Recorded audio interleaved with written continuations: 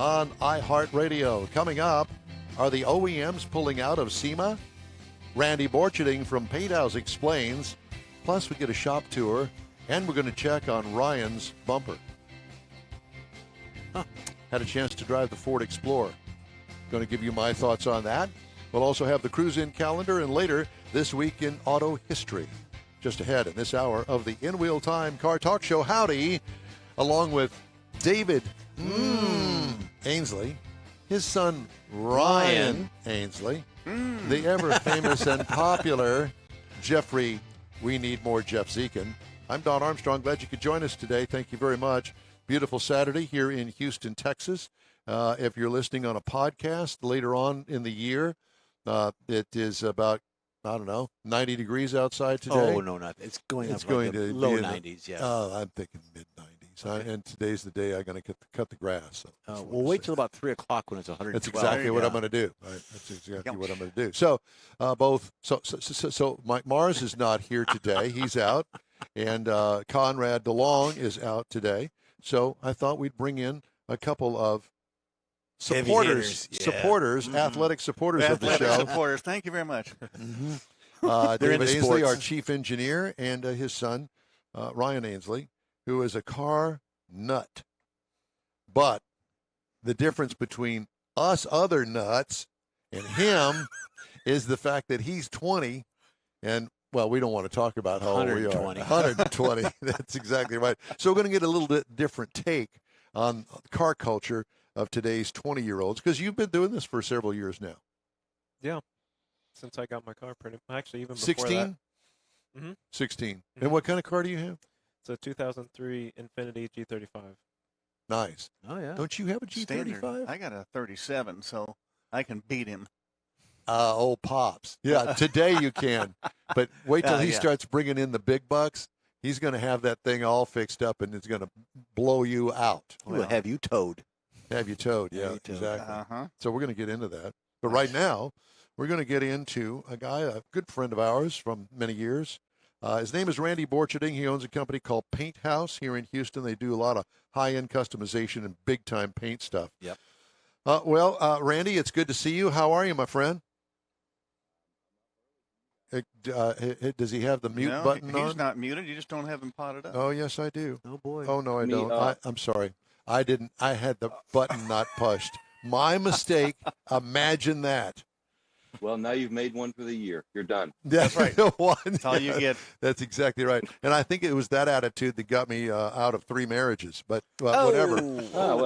Just done. wanted to say that. And speaking of that, makes perfect, right? How's Jen? She's awesome. Good. Got breakfast waiting.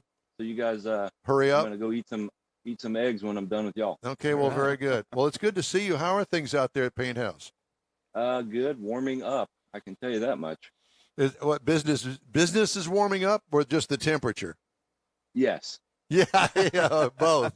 Well, so you always got big projects going on in the Paint House shop out there, and I was, I don't know, one of the multitude of car shows that I watch on basically on Motor Trend. There are projects. Man, we had a guy by the name, was it Dooley? Rick Dooley Dorr. and Sons. I'm sorry. We had Rick Dooley and Dorr. Sons? Rick Dorr. A Dorr. Yeah. Yeah, and he was talking about one of the cars that he had done. I don't know how recently, but one of them, it was in his shop for 7 years, getting transformed into this absolute beauty. And I guess you probably have some of those, don't you? We do. It's not always something we're proud of at times, but life and COVID and people's employment situations just sometimes dictate that's what it takes. Yeah. Well, I mean, you have to, when you get into the high-end stuff that you're working on. What is one that you're currently working on that it may be approaching a little bit longer in the tooth, shall we say? Mm-hmm. We got a 68 Roadrunner and a 70 Cougar convertible. Both have been here longer than I'd like them to have been here. Yeah. However, that's the way the cards were dealt, and we're on the closing in on the finish line for both of them, so that I'm ready. I know Yeah. my customers are. So what he said is true. Folks do run into certain things, and they do have to put stuff on back burners. And we've seen this on some of the shows that we watch, where they've got a long-term project, and all of a sudden they're telling the team, "We got to put this away for maybe a year." So I hear what he's saying. Yeah. Well, I mean, and there's also the lack of funds. If you get in a long-term project, a guy's got $100,000 to put into a car, and then all of a sudden, he's not got that $100,000 anymore for whatever reason. He may be short on funds. Gives you a call up and says, "Hey, Randy, you're going to have to put that thing in the back burner for until I can get me some cash together." Mm-hmm. Yeah. I mean, fortunately, the folks we build for typically are relatively recession-proof people. Yep. But I've had scenarios where a fellow in the oil industry, Marathon Oil, closed down, and he lost his job and now works overseas in Saudi Arabia. We've got to work through that process. Yeah. Another fellow was president of a large company owned by an even larger company. That company sold off the company he worked for, and once he got sold off, they laid him off. President of the company. So you just got to work through all this stuff, and sometimes it's hurry up and wait. And over the course of these long projects, you want to make sure the car is still relevant when you're done with it. Right. You may have started with a certain style or theme or idea, and 5, 6, 7 years later, maybe that's not what you think is the best thing for the car, and you got to make those decisions. And you don't want to double spend on their money, but sometimes technology changes or something's become obsolete during that time span. You just gotta deal with all that. Yeah, and it's always hard to go back to someone and ask for more money. Hey, it is. back in the day, it was a lot of billet. Billet was on everything, and then, like you said, times have changed. I'm very interested in the 70 Cougar. That's a cool car. I had some friends that had it. It's a 70 Cougar convertible. Oh yeah, It's Eliminator. got the four. Well, it is. Well, no, we are building it as though it were an Eliminator, but in today's style. Mm-hmm. And we're going to call it the top Eliminator because the top goes down. Yeah, very cool. Yeah, it's going to be a neat car. It's got the 4.6 Terminator Cobra motor that came out in the 03, 04 Mustangs. It seems like so long ago, but man, what a powerhouse that little motor is. Mm-hmm. Very cool. How close are you to having it done? It's just about ready to go to upholstery, which is now the new bottleneck for me, is finding an upholstery shop that we can get into in a reasonable time frame. Our normal guy's a one-man show, so he can only do so much. There's a lot of quality shops out there. I haven't found one in Texas, so if you're out there, let me know. Awesome. Well, hopefully we'll be able to help you in that regard, and we can find somebody. Is it time to bring that portion of the build in-house? I mean, would you be considering down the road to have your own upholstery division or shop or team? I would love to have that component in our business, simply because it is so integrated into the build. Mm-hmm. As you go through, you're building dashboards and consoles and shaping things and moving things, and to be able to do it ahead of time in real time and not send a car to somebody and then say, well, we would have done it this way instead, and then have that part of it become a rework. To be able to work with an upholsterer as you're building the car would be awesome, and keep that in-house, sure. But that's a very specific skill set, and it's not me. I'm not an upholstery guy. And to find someone who's that good probably is already on their own anyway, I would imagine. Right. So it'd probably be more one of those kind of deals where, he may be on the property, he's got his own business, but he's there right there with you. Yeah. Or at least to be a block or 5 away, it'd be a blessing. But nonetheless, that hasn't happened yet. So we own trailers and trucks that tow them and buy too much expensive diesel and take things to and from where they need to go. Hey, one of the things that I know that we wanted to talk to you about is apparently you've heard that the OEMs, or at least some of them, are pulling out of SEMA. What's that about?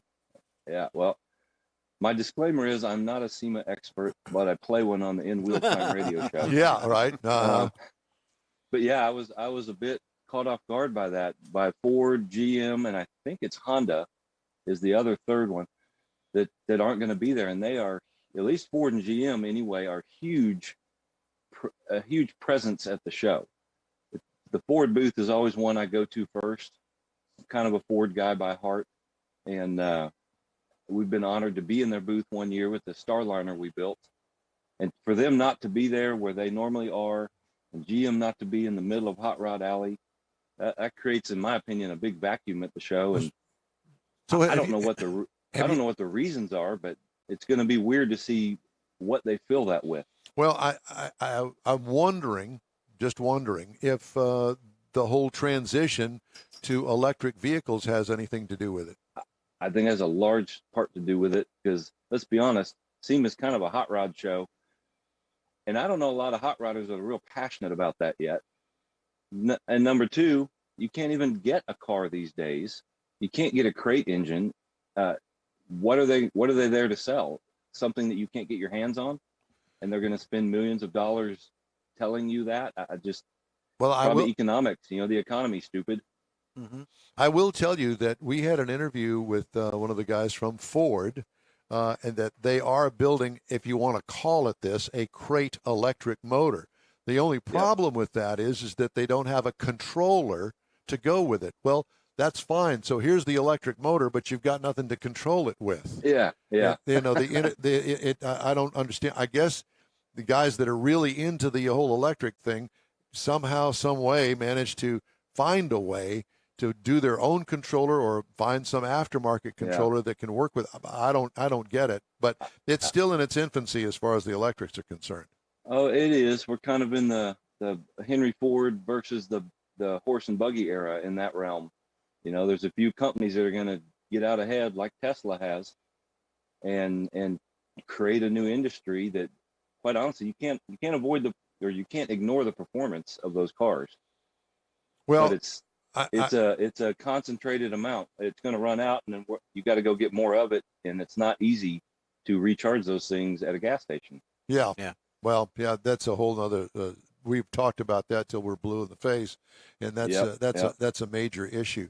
Well, I mean, the one thing that I can say to you is, and I know that you know about Project X, where they took that very famous yellow 57 Chevrolet that's been I saw it last year. Yeah, that's been on the cover of every magazine, been in countless movies and all of that. It's a hot rod owned vehicle that they've put every kind of mainly Chevrolet motor in it, from 500 horsepower up to 1,000 horsepower. They pull all of that out of there, and then they put an electric motor in it.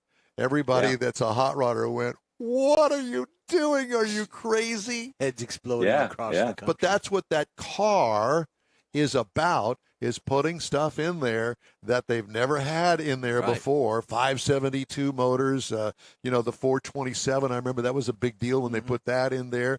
General Motors has had a huge hand in the development of that Project X. It's gone to their actual factory, if you want to call it that, their Skunk Works, and they have been heavily involved in the modifications of that car. So that's what that car is about. But it broke my heart when they took the gasoline.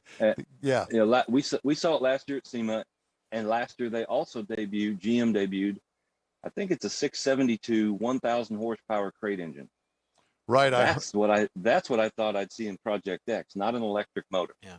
I've got a question. I want to know how that pink bumper cover's coming in the back there. Oh, hold on. Stand by.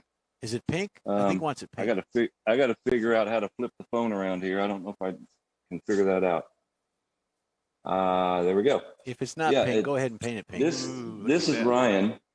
Ryan's cover. Look at that. So Ryan, we got a couple colors that you said you liked, and I think we should do mustard and ketchup. It's a condiment car. I thought we could do a two-tone, but just kind of right down the middle. How about polka dots? There you go. Yeah. What is it? Remember the Volkswagens that were painted multiple colors? Yeah, very well. Panel? Yeah. Well, here we are. Yeah, let's revive. It's time to revive it. Didn't Janis Joplin had a Porsche that was all different colors and stuff? I believe. I believe that is true. Yeah. Yes. I'm thinking a red stripe, and then next to it have the yellow polka dots. Mm-hmm. There you go. There, you're on There's a something stripe there. as well. You betcha. Mm-hmm. Sure. We can talk. Or what about I don't know, little bunny heads or something. Yeah, there you go. That's it. Betty Boop. So clearly, Betty Boop. it's not painted yet, but it's in primer and ready to be painted. Correct. It's one sanding away from paint. You are Got it. correct. Boy, Got there it. you go. So when do you So think? Ryan, I'm curious, Ryan. You're younger than us. What do you think about the electric cars? I think there's a place for them in the world. I don't know how that. It's not. I don't think it's a very good option for long-term use. But his friend has a Tesla and rode in it yesterday, and he got a headache. Ryan got a headache from the ride, not from the torque, but it was a weird. Suspension? No, The it's a sensation of the electricity. sensation Yeah. of the swoosh as opposed to Oh, hearing the rumble of the engine. It was just a got it. zzz or Well, whatever. yeah. They've Whatever. got the- sound effects. Don't they plug in sound effects now? You push a button. and it That's on sounds the like- Tesla. They do Yeah. have that option. Yeah. Yeah. But at any rate, obviously, he's not thrilled about it. Yeah. Well, anyway, I know we're all concerned about it, and the biggest problem with them, they don't make the right sounds. Well, that's true. But, this is a transitional period of time. Every manufacturer is making or will be making an EV. And as a matter of fact, I've got a story that I'm going to do later on in the show today about EVs and how they're all trying to find their way in popularity, and the fact that the buying public is curious about them, but they're not really too thrilled about plunking down a minimum of 40 grand on up to get into an electric when they don't have a opportunity to charge it where they need to charge it. Yeah. So Yeah. it's a transition period. I had a dinner last night with a customer, and he's an electrical contractor here in town. He had an apartment complex, an office building with a parking garage. Want him to come in and add charging stations to the garage. Yep. A certain number of them for their people. Right. Said it can't be done. There's not enough available electricity to your property to give you what you want. It's literally Wow. impossible. Wow. Well, and And that's just did you hear ERCOT says, no, don't charge your vehicle during the summer because Yeah. of the heat load and demand from air conditioners and everything Yeah, else. brownouts to blackouts. So now you can't go anywhere? Is that the plan? Yeah, I don't know. Bicycle? just- I mean, what are we doing here? You know? Exactly. Take your regular What are we car. looking at there, Randy? we are looking at a 57 Chevy truck that a customer of mine bought from a good friend up in Ohio. The friend in Ohio built it, and we flew up and drove this thing back, road tripped it. Wow. And what a fun trip this was. It's old school, being that it's a small block Chevy with a 4-barrel carburetor. We're adding a drive system so you can have AC here. I guess in Ohio that's not as critical. But man, we had a great time. Got 18 miles a gallon, 75, 80 miles an hour the whole way. And quite honestly, it was the first road trip I've had in a hot rod like that in all these years. So it was That fun. is very cool. I Yeah. love the color combination. And it's just going to stay patina like that. It's got a great stance. Yeah, it's a fun ride. It's fun to have something you don't have to care if it gets dirty. Exactly. Trust me, I know all about that. I've got the 01 Corvette. Matter of fact, I'm working on another road trip as we speak. Right. Over here, we've got a Art Morrison chassis. This is the fully independent chassis. So over here in the ground is the cradle that holds the differential and rear suspension. It will end up in this 55 Chevy Oh, very cool. that we've got ready to paint, and next week the paint job will happen. Awesome. Well, you've got a lot of projects that are coming to a conclusion, huh? Well, we do. How many people are on 69 your vet. How many people are on it's- your team? Myself and 4 people, and I travel so much I don't even think I count anymore, but nonetheless there's 5 of us in total, plus Jen and my daughter keep the company alive because that's not something I'm very good at business wise. They keep the bills paid and make sure we all have paychecks. Yep. What is the Corvette? 69 vet, another Morrison independent chassis, LS3 5-speed. We put the big fat fenders on it like the 70s road Yeah. racers had. Oh, yeah. So it ought to be a fun little little racer, and we measured it for wheels yesterday, and there's room for a 14-inch wide wheel in the back. Oh my God! Do it. Do it, yeah. Do it. The problem is finding tires to fit the dang thing that aren't just pro street tires. We don't want that look, so we'll probably back it down to 12.5 or so, and you can get a good sized tire still. Love it. Works for me. And what's hanging above it? Hanging above it is one we built about 13 or 14 years ago.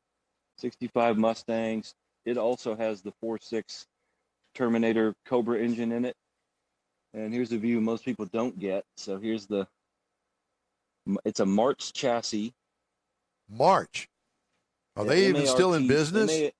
MARTZ is the name. March, And yeah, they are in business. But this one, it's a rear 4-link, front coilovers. You cut the whole front suspension off and weld this one on, basically. Stainless exhaust,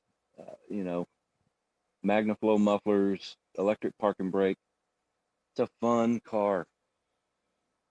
Looks it's done fun. The show circuit. It's been driven, and a woman owns it. She drives the heck out of it, and we get to work on them once in a while, because I don't know if you know this or not, but old cars tend to break down once in a while. Yeah, I've heard that. we know about that. Despite all the new parts you put in them, they still sometimes don't cooperate. We know. So that's what's going on around here at the moment. There's a vet in the other building, but if I walk over there, I'm afraid the call will drop. So Yeah, I won't don't do that. Yeah. Yeah, no, you're good. Listen, man, it's really great to talk to you. We certainly appreciate it. Thank you for getting up. Yeah. Tell Jen, tell everybody we said hello. And when are we going to see you? That. That's up to you. I'd love to come down wherever you guys hide, but whatever cave you're in. All right. And We'll come see you. nonetheless, we all go to SEMA this year or no? We've talked about that. That's a possibility because we've been invited by SEMA to come out there. Well, you should, because number one, it's cool, and number two, it seems to be changing year after year, and I'm not sure what it's going to be next year or the year after. So, Plus, we can hang with you. well, yeah, if you're cool enough, you can, right? Hey, let me ask you this. Are you having sausage or bacon with those eggs that you're going to go Bacon. eat? Oh, okay. Bacon. baby. Crispy? Yeah, crispy When bacon. is SEMA? Yeah. Yep. SEMA's in November. October. October, October. November. Okay. Yeah, it's Halloween weekend. We got the drag race the weekend before, and then it goes right into SEMA. Nice. It's, Randy it's Bor- always the first week of November. Yep, that's right, because they always have the Halloween celebration out there at the drag strip. Mm-hmm. Randy, it's great Yeah. talking to you. Thank you, my Yeah. friend. Thanks, guys. Take care. You too. Randy Borcherding, Paint House. Awesome. Yeah, I know. It's time now for the cruise-in calendar, Okay, Jeffrey. let me I know that find you that. have your file open over I there. do. What is on the cruise-in calendar? Cruising calendar, if I'm reading this correctly, Saturday, June 11th, 8 to noon, the Ocean View Classic presents, you ready for this? Classic Cars and Trucks Meet. There you go. It's in LaPorte, Sylvan That's Beach. LaPorte. LaPorte. It's in Sylvan Beach, LaPorte. Uh-huh. It's the French side of the beach. French side. There you go. June 24th, 2 p.m., and June 25th at 11:45 p.m., the Street Outlaws No Prep Kings in Baytown at the track. So we've heard a lot about that at Houston Raceway. It'll be a huge event, but I just can't. I don't need all the. I want to watch all the drama. I tune into the Kardashians. Okay. All right. Just me. I just not. Well, into you're in luck because the Kardashians are on Saturday, July 9th, 5 p.m. to 9 p.m. Wheels and Warriors, Crafty Crab, Pearland, east of 288 on Broadway. So the if you know Crafty Crab, Is that, not the Krusty Krab. I was thinking SpongeBob. Yeah. I was. They're good, by the way. July 15th, 1 p.m., and July 17th at 11 a.m., the 2022 Corvette Invasion in Bastrop Convention and Exhibit Center. Saturday, August 6th of this year at 1 p.m., Race Day, Houston Motorsports Park. And again, it's at the track, so be there. August 12th, 10 a.m., and through August 14th, the 2022 Texas Wake and Scrape. That's at 3925 State Highway 30 in Huntsville. So there you Wake go. and Scrape. Scrape. Well, if you have a wake, that means somebody's died. Well, but I don't know if that's the same thing. I don't know, but just put some ointment on it; it'll clear up. That's perfect. There you go. And yes, I'm planning on doing the Bastrop run. Yeah, that sounds like fun. If Yeah. there's no fires I or any talked to no, tragedies out there. No, I talked to Sean Jones, who's heading it up, and he is with a company that actually helps clubs and that sort of stuff put on big events like this. And it's a 3-day event, and I think I'm going to do it. Oh, very good. Going up to Bastrop with the Corvette and having me a good old time. All 3 days. All 3 days, sir. Nice. Yes, sir. All right. Yep, I'll go up Friday morning, and then they've got a big welcoming thing on Friday, and the conclusion is going to be at Circuit of the Americas. Yeah. Yeah, Yeah. That ought to be a fun And event. you're going to do it. You're going to lap. You're going to take laps. Yep, and not at speed. It'll be a lapped event, but it won't be, It'll be all tempting. out. It'll be tempting. Oh, yeah. Yeah, and I'm sure that there'll be some burnouts and that sort of stuff there, and hopefully nobody will crash their cars. Well, but- you did the quarter mile in the Corvette. I in a did. good time, and I so did. why not do this now? Yeah, 30 that's good. seconds, I think it took me to go down the quarter mile. 30 seconds. It was like 13, 12 or 13, whatever it was. Yeah, it was 13. There you go. 13-0. Yeah, All right. like it was advertised. Okay, time now for a quick break. Normally we'd have our car review here. We're going to do it on the other side because we don't have a guest, so we're going to be the guests. Oh, that's going to be at awesome. the bottom of the Well, we've hour. got a guest. We've got Ryan. Well, then that's There you part. go. That's Yeah. part of the tease that I was about to Oh. give, but you stole my thunder. He's been called a tease before. I have been. No, yes, him. I have. Him. Oh, he has. Well, what about me? Because Right. it's all about me. You know. The In Wheel Time Car Show streams on iHeartRadio, through the iHeart app, and Facebook, YouTube, and InWheelTime.com. Podcasts are available from your favorite podcast provider. In Wheel Time Car Talk Show continues after these brief messages. Father's Day weekend, Saturday, June 18th, 2022. It's the next Tailpipes and Tacos Cruise-In, and you're invited. Tailpipes and Tacos Father's Day edition will be at the same Loopy Tortilla in Katy, 8 to 11 a.m. on Saturday, June 18th. It's the only place cruisers compete for trophies and other prizes. Enter your vehicle for Best Hot Rod, Best Classic, and Best Modern Classic. Tailpipes and Tacos is Houston's coolest cruise-in and is your opportunity to see the best hot rods, show cars, classics, and resto mods, and get Loopy Tortilla breakfast tacos and adult beverages. There's no entry fee, and cars will automatically compete for custom Loopy trophies and other prizes. It all happens at the Loopy Tortilla Tex-Mex in Katy on the Grand Parkway at Kingsland Boulevard, just south of I-10. Kick off summer with Tailpipes and Tacos Father's Day edition, Saturday, June 18th. The In Real Time Car Talk Show will be there too. Celebrate Father's Day, the start of summer, and the return of Tailpipes and Tacos. Saturday morning, June 18th, 8 to 11. We'll see you then, weather permitting.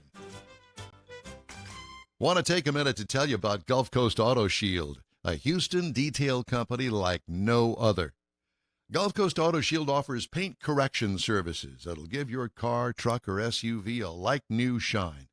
Afterwards, you'll want to protect it with a professionally installed nano-ceramic coating or protection film. Worried about your very expensive windshield getting damaged, broken, or cracked? Let Gulf Coast Auto Shield install ExoShield, a windshield protection film. Give John Gray a call today or check out their website, gcautoshield.com. Hey, whether you own a new, ultra-expensive, exotic, or a 5-year-old Suburban, Gulf Coast Auto Shield will help keep your investment looking like the day it rolled off the assembly line. Gulf Coast Auto Shield is conveniently located on the South Sam Houston Parkway, just south of I-69, the Southwest Freeway.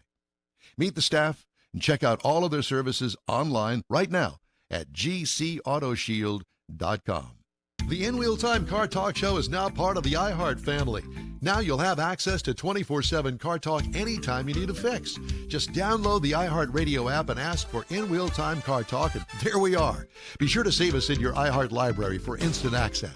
No matter where you are, you have the best Car Talk Show right on your PC, laptop, or mobile device and never have to worry about finding us again. Of course, you can always get access to our video and audio streams via InWheelTime.com and your favorite podcast channel, and all of this is free to you.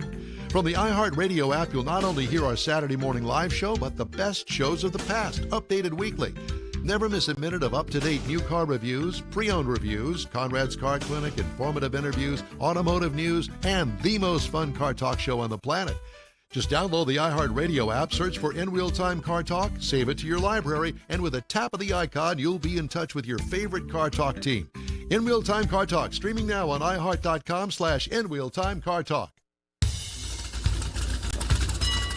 It is the In Wheel Time Car Talk Show. Coming up, we're going to talk to Ryan Ainsley about his fine ride and the whole thing about these 20-year-olds and what they're doing these days, because we don't know, because we're not invited to their events. Well, you don't want to know. Well, guess what? It was us that started all of that, and we invited everybody. We weren't excluded. You don't want to know what we were doing at 20. Yeah, well, there's that. We've kind of hinted about it, but you don't tell anybody. No. And we're also going to have a review here in a moment of the 2022 Ford Explorer that we've moved into this segment. And we'll also have This Week in Auto History and some headlines to tell you about. It's all coming up in this portion of the In Wheel Time Car Talk Show. Howdy. Mike Mars and Conrad DeLong are out today. Sitting in is the famous David Ainsley, his son Ryan Ainsley. We need more Jeff Zekin. Yep. I'm Don Armstrong. Glad you could join us today. And it's going to be a different kind of a show, as you could tell already. We had Randy Borcherding on last half hour, and we got more guests coming up. I think you're going to like them a lot. Father Drew. Did you bring your banjo? No, I did not. Okay. You play the banjo too? No. Mandolin? I don't think so. Violin? Guitar. No, You do play guitar? barely. Barely. What do you do? Not much. Not much.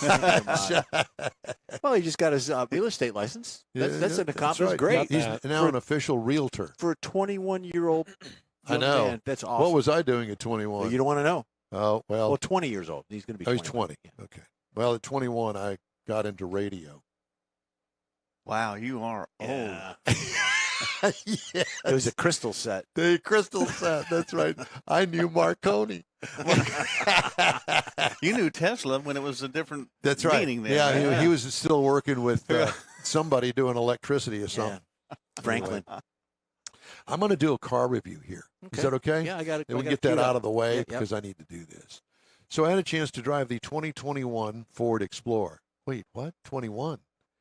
Because the Ford press fleet in this area of the United States is lagging behind, as is the rest of the car industry, because they can't have enough chips, all sorts of supply issues to the assembly line. They can't turn out cars. There are no cars at dealerships. Well, guess what? Affects me too.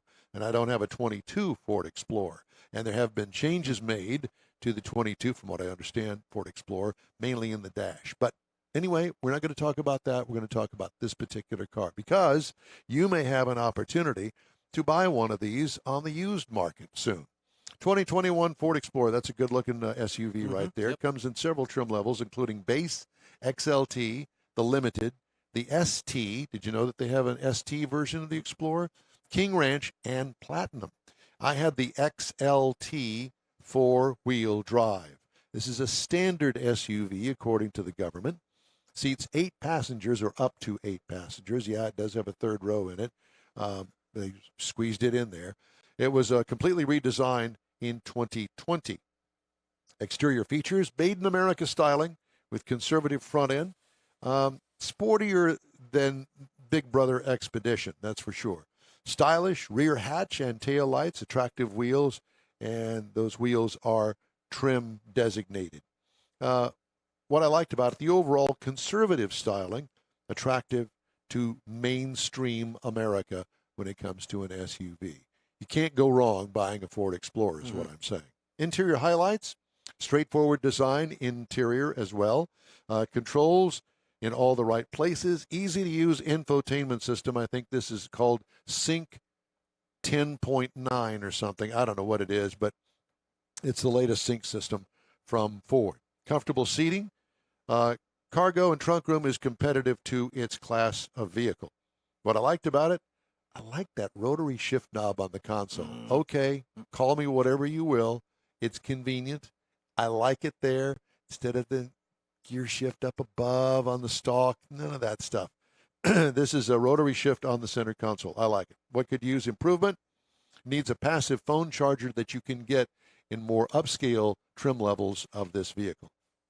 It has a 2.3-liter turbocharged inline four-cylinder that turns out 300 horsepower Wow. and 310 pound-feet of torque through a 10-speed automatic transmission. Yes, it will burn the tires. Matter of fact, I got a new Maverick to drive this week, thinking, oh, okay, it's a small truck. Dude, it'll light the front tires up on the thing. It's Really? crazy. Front-wheel drive. Front-wheel drive.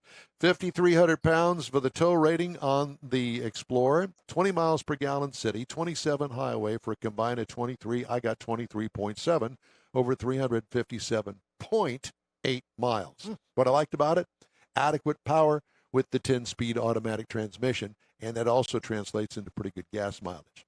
Ride and handling. Unibody, ride quality, somewhat car-like. What could use improvement? A softer ride. Did I say that? I said that.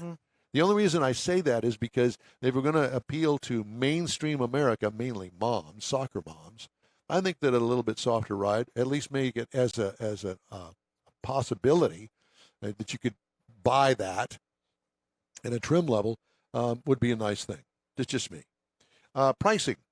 Base trim price is $37,075. Prices tested $45,305. Base model price is $32,925.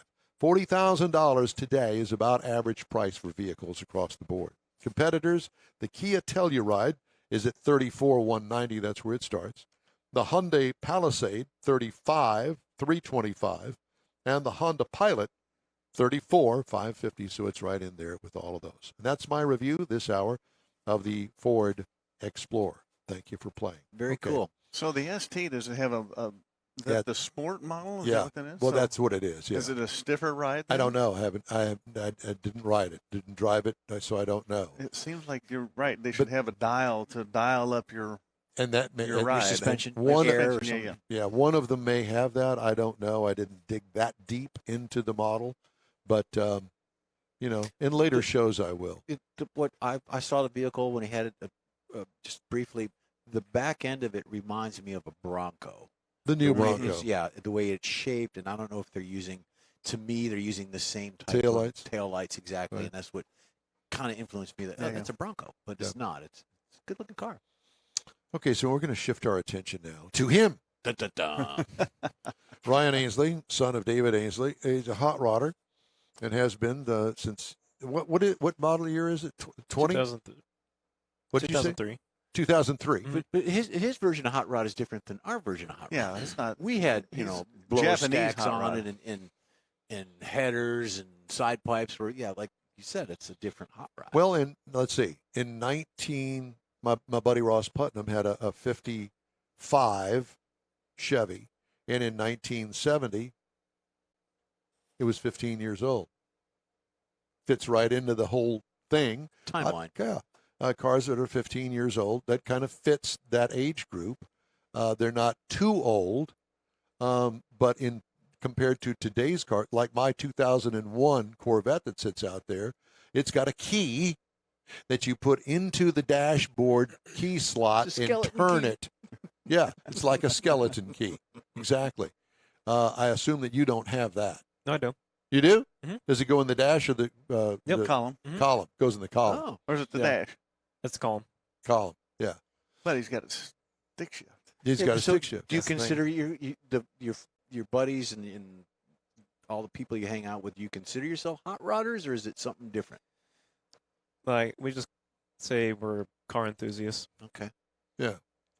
So in our lingo would be hot rodders, Yeah. but car enthusiasts, because we're that too. We're just car enthusiasts. I like all cars, really, and especially cars that are modified. And depending on how well the modification is done, is how much I like it or not like Yeah. it. And like me, I'd assume that you are, because I've seen your car. And okay, then we just saw from Parts Randy of it, Borcherding the new front bumper that you put on there. Not radical, doesn't have some great big huge, whatever you call Spatula. a shovel nose, a spatula hanging out in front of it. It's relatively conservative, but definitely different than the stock one. Oh, yeah. What made you go in that route that you wanted to put a new front bumper cover on it? I chose that one because eventually, once I have the funds, I would like to turbocharge it. So with the aftermarket front bumper, it is more open, and with an intercooler there, you'll be able to see it. And more airflow, yeah, and the look. Yeah, So planning ahead on that. That's pretty cool. And totally just right in our wheelhouse with all of that. Yeah, so not much has changed there. So what have what have you done as far as modifications to it under the hood? Anything? Pretty basic, just intake, exhaust. But that's major. They got coilovers.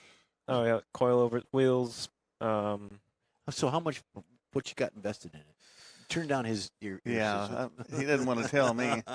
Well, he's got the whole room full of parts on the floor right now. Oh, the ones that he took off, or the ones that are going to go on? No, that are going on. Oh. So I have a new clutch and flywheel. I'm gonna install on it, lightweight flywheel and performance clutch. In your faster revs in the garage. Yeah, gets the revs. The only problem with that is, the exhaust. Yeah, the great big exhaust. Yeah, the garbage can exhaust. Well, not that bad. I understand. But, I mean, as a matter of fact, Ross had in that small block Chevy, in that 55 Chevy that he had a lighter flywheel, had aluminum flywheel, as a matter of fact. I mean, you trump the throttle on it, wow, really fast. But it takes away torque because it doesn't have the inertia of a steel flywheel on there. And back in our day, that's how we were able to play with it, if you will, on the drag strip. You want to be fast off the line, you want to rev it up real fast, but as far as torque is concerned, not so much. So as with anything else, there are compromises to be made. Okay, I got it. And so tires. Now he worked at Discount Tire forever. 3 years. 3 years. 3 years. Yep. So you know about tires. Yep. Did you put some Falcons on it or what? No, put Kumos on them. Kumos. Sticky tire. Yep. 285s in the back, and I think 255s in the front. Okay, a little offset going on. Yeah, so, I don't know about you, but for me, it was really as much about the look as it was performance. Yeah, performance will come a little bit later. Yeah, but, I mean, you got to look good going down the street. That was back when I was growing up. That was the look. What did you have? 72 Nova. That's how I met Kathy. That's right. Yeah. You picked her up in the 72 Nova. She picked me up. She fell in love with the car, and eventually I tagged along. See, that's what we all want. We want the chicks to go, ooh, look at his car. He's not so much, but we really like the car. Okay, we'll go for it. And if she's watching, she's probably cussing at the TV. Yeah. I love you, dear. Yes. Yeah. So, same thing? Chick magnet? Oh, no. Dude magnet.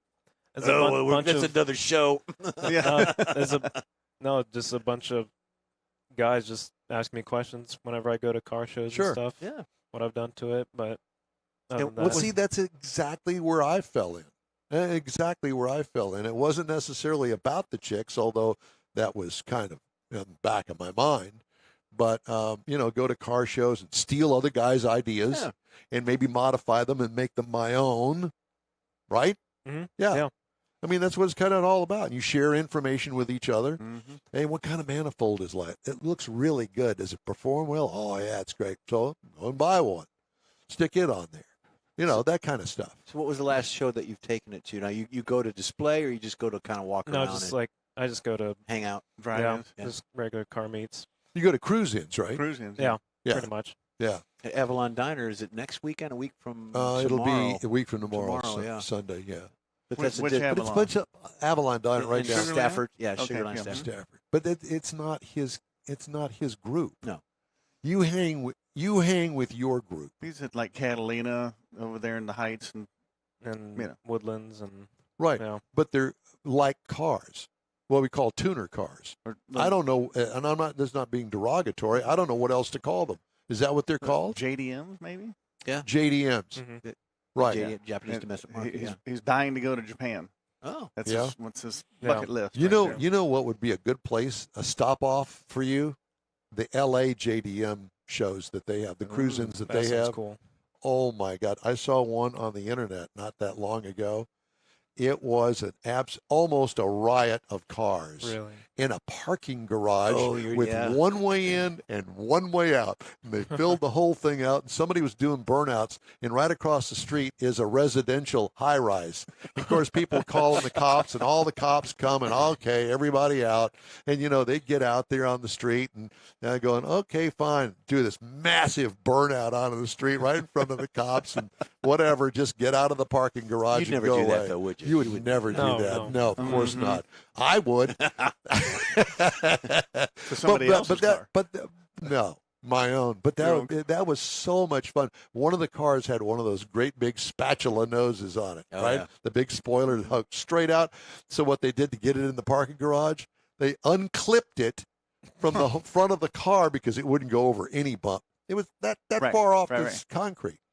And they had unclip it, get the car in the garage, and then clip it back on so it looked cool going on up. But yeah, but that LA scene out there, but that was, LA was always like, look at that.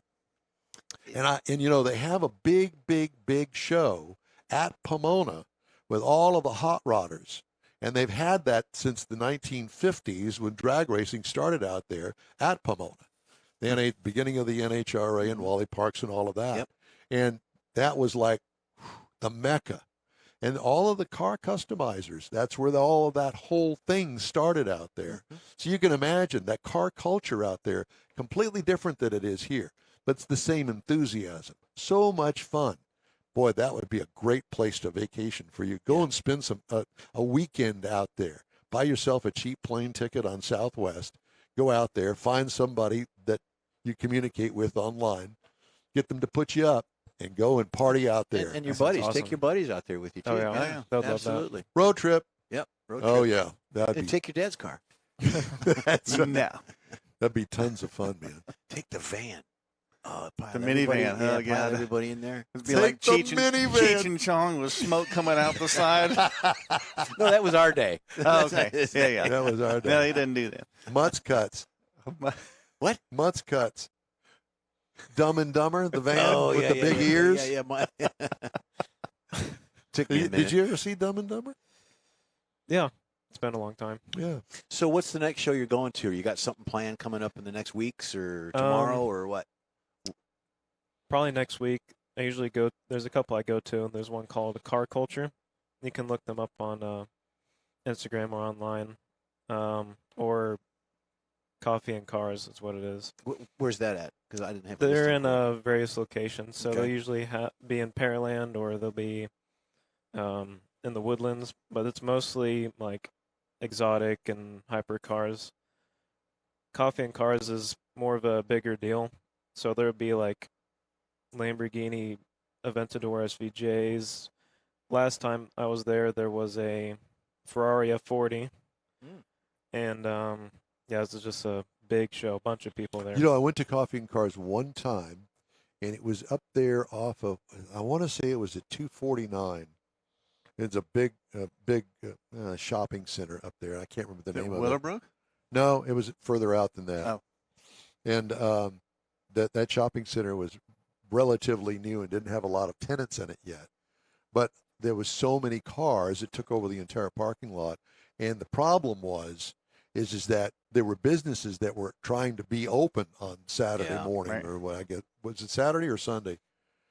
Saturday. Yeah, Saturday. And so booted them out. Yeah. Plus, nobody can behave themselves. They got to do these massive burnouts out on the street. Of course, the cops are arresting people, and there's a wreck over there and a wreck over here, and it's like, no, I don't need all that. I don't think that was like that the past few times I've been. It's Well, been pretty. Well, it's been calmed shut down many times, and Yeah. they've gone long stretches of times where nobody would have them. Nobody would accept them in the parking lot because it was a bunch of rowdies with lots of money that could do massive burnouts. And I don't know why that's such an important deal to burn up a new set of tires. Yeah, I don't know. Yeah. Get the So crowd it going. wasn't that well organized because generally the organizations, they need liability insurance Yeah. and they need permission from all the vendor- property yeah. owners and everything Yeah. around there. So they're just doing it a little Yeah. different. So anyway, Coffee and Cars. Yeah. And I think that is a franchise name, and it's one of those like the first cruise in, really organized cruise in, and they have them in different cities around the United States, and the one here has had its problems with reeling in all of the guys that show up for that and not calm it down, boys. You know, if you want to go race, fine. There's a drag strip right over there. Take it out there. But you know, it's testosterone, man. Some of these clubs, they can be kind of temperamental and a little uppity, because if you're driving those exotics and the cars that you mentioned, you kind of have a tendency to be on a different level than a guy like me bringing in an old hot rod. You know, like you know, you don't want to associate together. So there's a lot of that out there Well, too. they get 1,300 horsepower out of a 4-cylinder. Yeah. You know? Yeah. And it's not electric. It's a secret. Yeah. It's Yeah. like, how do you do that? What do you do to that? Well, Money, buddy. All it takes is money. Well, you got to have the engineering and skills. The younger generation that we're talking to now is they're all part of that. They know how to do that now. They'll figure it out. Yeah. And you know, I would imagine that the used parts business is just as big today as it was in our day, and that, you know, your buddy that's got a turbocharger that you want is going, I'm ready to update mine. If mine works fine, you buy it for half the price. And I'm sure that does that not go on? Part swaps and Yeah. things. Yeah, I'm part of like a big car guy group, so they definitely do things like that. Yeah. Yeah. Swap meets and trades. Sure. Yeah. All that sort of stuff. I mean, we did that because couldn't afford, you know, a brand new, whatever it was, eliminator manifold. Not that's too much money. We don't have that kind of money. And that's okay. You know, I'll sell it to you for a quarter of the price of a new one. It'll work just fine. He's going to put a blower on the vet. You watch. I will not put a blower on the vet. He's not going to be calling yet. you. I get my When I whip- Sawzall out there and cut a hole in that hood. When you're done with your clutch, come on by. We got I came that close to doing that to the 77 Corvette. Ouch. Bought the high-rise manifold, Oh, the dual man. carburetors, and the whole 9 yards. Here it is sticking above the. Oh yeah, no, I 3 came feet. that close to doing it. Look like a 3-year-old kid Thank standing God, on I the didn't do that. Can't see. This week in auto history, Conrad normally Oh, does that, yeah. but Jeff is Let me fire this up. has gotten the paperwork. I got the bug. He's got the bug, And and he's ready I'm to to do pass it. this on to David, yes. Pass that down. Don't I don't touch know what it. I'm doing, but Don't I'll try touch to it. figure it All out. you're going to do is hit that little arrow, and then I'll take it from here. All right. It's kind of a shorty this week. Okay, Thank we'll you for do that, it. Conrad. Let me know when you're ready. All right, go well, for the it. shorty Hit it. thing works. Yeah, shorty thing. Okay, so this week in auto history, there you go. There we go. Now, it's, Oh, you know what? you got to have the There cable you there. go. You just unplugged it. Yeah, plug it. Little technical There's some difficulty. technical difficulties Uh-huh. at the Yeah, end of the the only did I do difficulty that? is There you that the go. wire's not plugged You want me to in. rewind this? Yeah, go ahead. Why not? We got time. We got till 11. There we go. There you go. Okay, let's do it. Okay, thank you, Conrad. 1903, Buick was founded by David Dunbar Buick. You got Burek. Buick, you got to stop that. There you go. In 1952, Studebaker and Porsche signed developmental deal. Dr. Ferdinand Porsche. Conversations led to an official deal. Porsche soon delivered its first idea, essentially a 4-door Porsche Ugh. 356. Wow. Now, hey, I got something coming up with a Porsche That in my is segment, ugly, so man. stay tuned to that. 1962, Chrysler Turbine car prototype was introduced. I like that. It looks like an old T-Bird. I saw one. It does. Yeah, that's right. You told me about that. Yeah. Yep. Moving on to that, in 1969, the last Chevrolet Corvair is built, then it vanishes. Got it. That one needs to vanish. Yeah, the vanishing point. Was There's a that yours, movie about it. Don? Well, it's kind of mine. Kind of looked like Didn't that when wanna I go got there. it. Didn't want to go there. 1978, the 2 millionth Camaro is built. Look at that. Wow. Get that plate number. Run it. And then in 1988, the Ford Probe, car that could have been the next Mustang, debuts. And that's what I've got, according to my information. Dominique Saxa, remember her? Oh, yeah. When I worked with her back at Channel 2, back in the old Way days, back in the day. she had a Ford Probe. I needed to borrow it because I needed to go somewhere after the show and the car was in the shop or whatever it was. I borrowed it. I kind of liked that little car. It was a nice little car. Mm-hmm. And it looked good, drove good, but it just didn't catch on. It could not have ever been, of course, today, different, but Could have never been a Mustang replacement. Oh, 4-cylinder? Yeah, it just it just wasn't there. Well, that was an economy car for the day. Right. Well, it was, but everybody had high hopes that it would be able to put a small block V8 in it or something. That never happened, obviously. LS. Tub it out. And tub it out with an LS. Yeah, exactly. All right.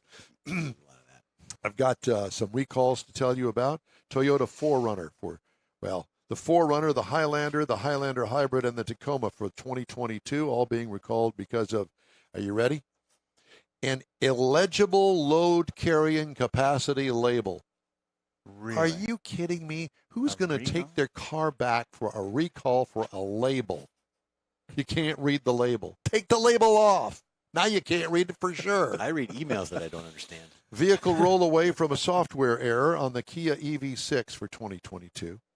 Same thing for the Hyundai Ioniq 5. What does that mean? Wait. Back up. Roll away. Roll away. They just start rolling by themselves? Well, apparently when you put it in park, it's all electronic. It's not Right. mechanically connected. You put it in park, well, that's all done, controlled by a computer, right? Fly by wire. Yeah, well, this one here, it can roll away when you put it in park. Oh, look, there goes the car. Software error may cause unintended acceleration in the Ford Mustang Mach-E for 2021. Forward-facing camera is misaligned in the Ford Mustang for 2022. What does that tell you? Got a problem there. Yep. Mitsubishi Outlander, seatbelt locking retractor malfunction. Driver's airbag may not deploy in the Ford F-250 Super Duty, 350, 450, and 550 for 2016. Kia Telluride for 2022, a blank instrument cluster display screen. It's being recalled for that. And could be a possible thermal event in a Ford Expedition and Lincoln Navigator for 2021. Don't drive it. Take it in. Don't do it. Yeah, don't do it. Well, there's no ejector seat, oil slick maker, or machine gun, but the 1964 Aston Martin DB5 that Sean Connery bought for himself more than a half century after driving one as James Bond in Goldfinger is up for sale. Yes. The actor bought the DB5 at the suggestion of his children in 2018, 2 years before he died at the age of 90. It's the only one he ever personally owned, and auction company Broad Arrow Group expects to sell it for between $1.4 and $1.8 million. Do you think maybe the kid said, Dad, go buy that because, inheritance is good? The car will be part of Broad Arrow's August auction in Monterey, California, with most of the proceeds going to the Sean Connery Philanthropy Fund. Nice. He was my favorite of all. Yeah, Yeah. me too. James Oh, Bond, yeah. Sean Connery. And I'm an Aston Martin fan, so very Mhm. cool. Or as my friend says, it's an Austin Martin. No, it's not an Austin Martin. It's an Aston Martin. All right, time for a quick break. We'll be right back. You're on the In Wheel Time Car Talk Show. Father's Day weekend, Saturday, June 18th, 2022. It's the next Tailpipes and Tacos Cruise In, and you're invited. Tailpipes and Tacos Father's Day edition will be at the same Loopy Tortilla in Katy, 8 to 11 a.m. on Saturday, June 18th. It's the only place cruisers compete for trophies and other prizes. Enter your vehicle for Best Hot Rod, Best Classic, and Best Modern Classic. Tailpipes and Tacos is Houston's coolest cruise-in and is your opportunity to see the best hot rods, show cars, classics, and resto mods, and get Loopy Tortilla breakfast tacos and adult beverages. There's no entry fee, and cars will automatically compete for custom Loopy trophies and other prizes. It all happens at the Loopy Tortilla Tex-Mex in Katy on the Grand Parkway at Kingsland Boulevard, just south of I-10. Kick off summer with Tailpipes and Tacos Father's Day edition, Saturday, June 18th. The In Real Time Car Talk Show will be there too. Celebrate Father's Day, the start of summer, and the return of Tailpipes and Tacos. Saturday morning, June 18th, 8 to 11. We'll see you then, weather permitting. Want to take a minute to tell you about Gulf Coast Auto Shield, a Houston detail company like no other. Gulf Coast Auto Shield offers paint correction services that'll give your car, truck, or SUV a like-new shine. Afterwards, you'll want to protect it with a professionally installed nano-ceramic coating or protection film. Worried about your very expensive windshield getting damaged, broken, or cracked? Let Gulf Coast Auto Shield install ExoShield, a windshield protection film. Give John Gray a call today or check out their website, gcautoshield.com. Hey, whether you own a new, ultra-expensive, exotic, or a 5-year-old Suburban, Gulf Coast Auto Shield will help keep your investment looking like the day it rolled off the assembly line. Gulf Coast Auto Shield is conveniently located on the South Sam Houston Parkway, just south of I-69, the Southwest Freeway. Meet the staff and check out all of their services online right now at gcautoshield.com. Welcome to the N-Wheel Time Car Talk Show. Coming up, Michael Wooding with the Auto Appraisal Network joins us to talk about car auction prices going through the roof for most. Jeff will bring us his report on the famous James Dean Porsche. We'll also have the stories making automotive news headlines. That and more just ahead on this edition of the In-Wheel Time Car Talk Show. King Conrad DeLong and Mike Mars out today. Sitting in, the fabulous David Ainsley. We have his son, Ryan Ainsley, here. What a great conversation that we had about your new car and your new job and car clubs, and we like it. Yes, sir. You got a girlfriend? No, I do not. He's eligible. Well, this show, you're going to end it after that because the show Exactly right. There'll be no girls after this. So joining us right now from the Auto Appraisal Network, a good friend, Michael Wooding. Woody, how are you, my friend? I'm doing good this morning, Don. Thank you for asking. Well, that's good. It's good to see you, as always. And the classic car market. You know, first of all, I guess before we get started, tell us about the Auto Appraisal Network. I know that you own the franchise here in the Houston area, and I see all your postings on Facebook all the time about these cars that you appraise. And tell us how that works and why it's important to have a true professional appraisal. Well, Auto Appraisal Network is a franchise business. I actually control virtually all of South Texas, not just Houston. So I have done appraisals as far down as Brownsville. So we do get around. I hope you get a mileage fee for that. Oh, absolutely. Okay. Absolutely. And that's increasing with these gas prices, trust me. I'll bet. But, you know, there's various reasons for appraisals. The ones we kind of focus on are the classic, custom, collector, and hot rod cars. Okay. So that kind of sets us apart because there's other appraisal businesses in town. We do also do some diminished value appraisals just to, you know, kind of keep a little bread and butter on the table. Tell everybody what a diminished value appraisal is. Well, say you've got a 2018 Toyota 4Runner. Okay. And somebody slams into the back of you and does, you know, $12,000-$15,000 worth of damage. They're not going to total that car for that amount of repair dollar. So it's going to be repaired and returned to you. So once you get that vehicle back, is it worth the same amount it was worth before it got hit? No. And the reason for that is things like Carfax. There's a way now that if it's repaired under insurance, the damage can be tracked. Okay. So when you go to trade that car into a dealer or sell it to a potential buyer and they run a Carfax on it, they're going to see that it's had that much damage. Okay. They're going to offer you quite a bit less than an identical car sitting right next to it. Same mileage, same options, same everything because of that prior damage. So I say it's one of the better things we ever got from California, where the law was initially enacted, that says that whoever hit you owes you a portion of that diminished value. Okay? So the way it works is once you get the car repaired, you get the final repair bill. You can send me that repair bill. I come and take photographs of the repaired car to show that it has been repaired. And then we submit that to you, submit that to the insurance company. On a 2018 Toyota 4Runner, $15,000 worth of damage, you're probably talking in the neighborhood of $6,000 to $8,000 in diminished value. So after you get your truck back, you file the claim and you get that additional $8,000 on top of that. And so the insurance company pays you the additional $8,000.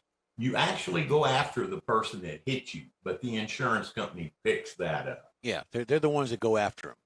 Correct. Gotcha. Yeah. You So- file the claim against the person that is. Right. Right. But it's their insurance that pays that. Right. So, Yes. yeah, I got you. So if David is the one that runs into the car, then I file a claim based on what your diminished value appraisal is through him, and he turns it into his insurance company, and his insurance company writes me a check. Is it That that is simple, correct. though? That is correct. Is it that simple? Does that actually happen? Well, it depends kind of on the insurance company that you're dealing with. Some of them are more applicable to that situation. Others tend to fight it. And they've even gotten a little bit wiser now to where they come and offer you. Now, understand when the law was passed here in Texas, they have some pretty good lobbyists with the insurance company. So the two rules that they got enacted during the procedure of passing this bill was the first, that you cannot claim diminished value against your own insurance company. So if you go out and run into a tree, you're not going to get diminished value for your vehicle. Sure. Okay. Has to be a third party involved. The second thing they had passed was they don't have to advertise, they don't have to make you aware, and they don't have to offer you diminished value unless you pursue it. Are there insurance companies that do a better job at that than others? You don't have to name them or anything. But are there- Absolutely. What I find is your more old school insurance companies. And, you know, when I say old school, I think about Allstate and State Farm and those kinds of guys, you know, that have been around out there for years that we've all used. They're pretty good. They don't give us too much trouble. When you get into the ones that advertise every 15 minutes on TV, Yep. and you know the couple that I'm talking about, Oh, yeah. they tend to argue and fight a little bit more,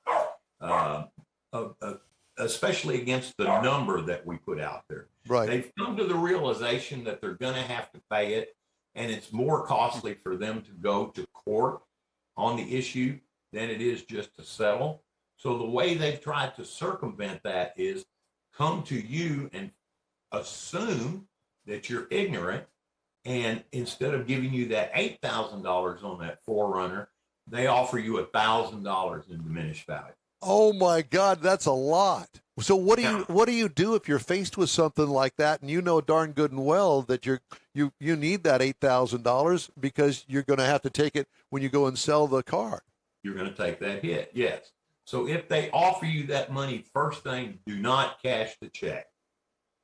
Don't deposit the money. Just hold the check and call me, and we'll get a diminished value claim. You let them know that you're going to pursue a diminished value claim and that the $1,000 is unacceptable. Perfect.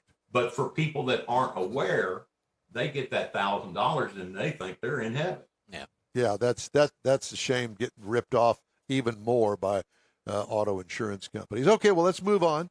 Let's talk now about the classic car market. And I know from us being Facebook friends that I have seen some truly incredible cars. And you have actually said in some of your postings that you wouldn't buy. It had 10-foot pole marks all over it because it was absolutely a piece of junk. And on the other hand, you've gotten these absolutely gorgeous, beautiful resto mods, cars that are all original, but they've got some age on them. They might have some mileage on them, but whatever the case may be, some really fine rides. Well, the market's it's the 3Ds for me right now. It's damage from diminished value, divorce, and death. Yep. Those are the things that are bringing me the most business that I get. Right. You would be surprised how many collectors of exotic, custom classic cars that we have in the South Texas area. There's a bunch. And when these people pass away, usually the wife is, virtually oblivious to the value of the cars that the man's left. And so that's where we come into play, is come put a value to those so that she can recoup the correct amount of money for those cars. Mm-hmm. Now, do you have a network of people that a widow, let's say, inherits a 57, pristine 57, all original classic Bel Air, and it's worth a lot of money. She has no idea who to send it to, who's going to buy it. She's going to put an ad in the want ads for it. Do you have a network of people that you can lead her to? Yes, because what happens there, especially elderly people, they don't want a bunch of strangers showing up there, wanting to test drive the car, kicking the tires, criticizing it, taking up their time. It's just more trouble and hassle than most of them want to deal with. Right. As far as there are two different people here in town that I recommend, and it depends on the type of car. If it's a custom collector type car, I usually refer them over to an outfit called Cayman's Fine Motor Cars. He is a collector himself, a buyer and seller, and a consigner of collector cars. When we get into the exotics like the Lamborghinis and Ferraris and those kinds of things, I usually send them over to a place on Memorial called Driver Stores. And they usually tend to deal more in the high-end exotic cars than they do classic and resto cars. So I've got two different places there. And there's other places in town. I've just found these two to be the best and the most honest to deal with. Yeah. So, do you ever are you ever asked to go to some of these auctions, like we just had Mecum not very long ago, to go out and do a value of a vehicle? Hey, I'm looking at this specific vehicle. Can you come out and make sure I'm going to buy it at the right price? Have you ever done that? I do pre-purchase appraisals, yes. Now, you might find this a little bit strange, but I do pre-purchase appraisals for 90% of the country. New York and New Jersey are off my radar. I don't mean travel there or do an appraisal there. If they're looking at a car here in Texas, I won't do it. The people there just seem, the car collectors there seem to be a little on the tough side to deal with, let me say. Yeah. So I've just got to where I won't do it. But I do a lot of pre-purchase, and I'll let everybody know that I'm not an ASC certified mechanic, but I am 64 years old. I've drag raced, I've circle track raced. I've had show cars for over 35 years. I know automobiles pretty much inside and out, especially the classic customs and hot rods. So I can give them a pretty good assessment of, is that car what they said it was? And I'll let you know, the worst one I ever done was here recently on a 65 Mustang GT Hertz car. Yes, and I think that you mentioned the fact that you wouldn't touch it with a 10-foot pole. The pictures that they received from the dealer they bought the car from showed an absolutely gorgeous car.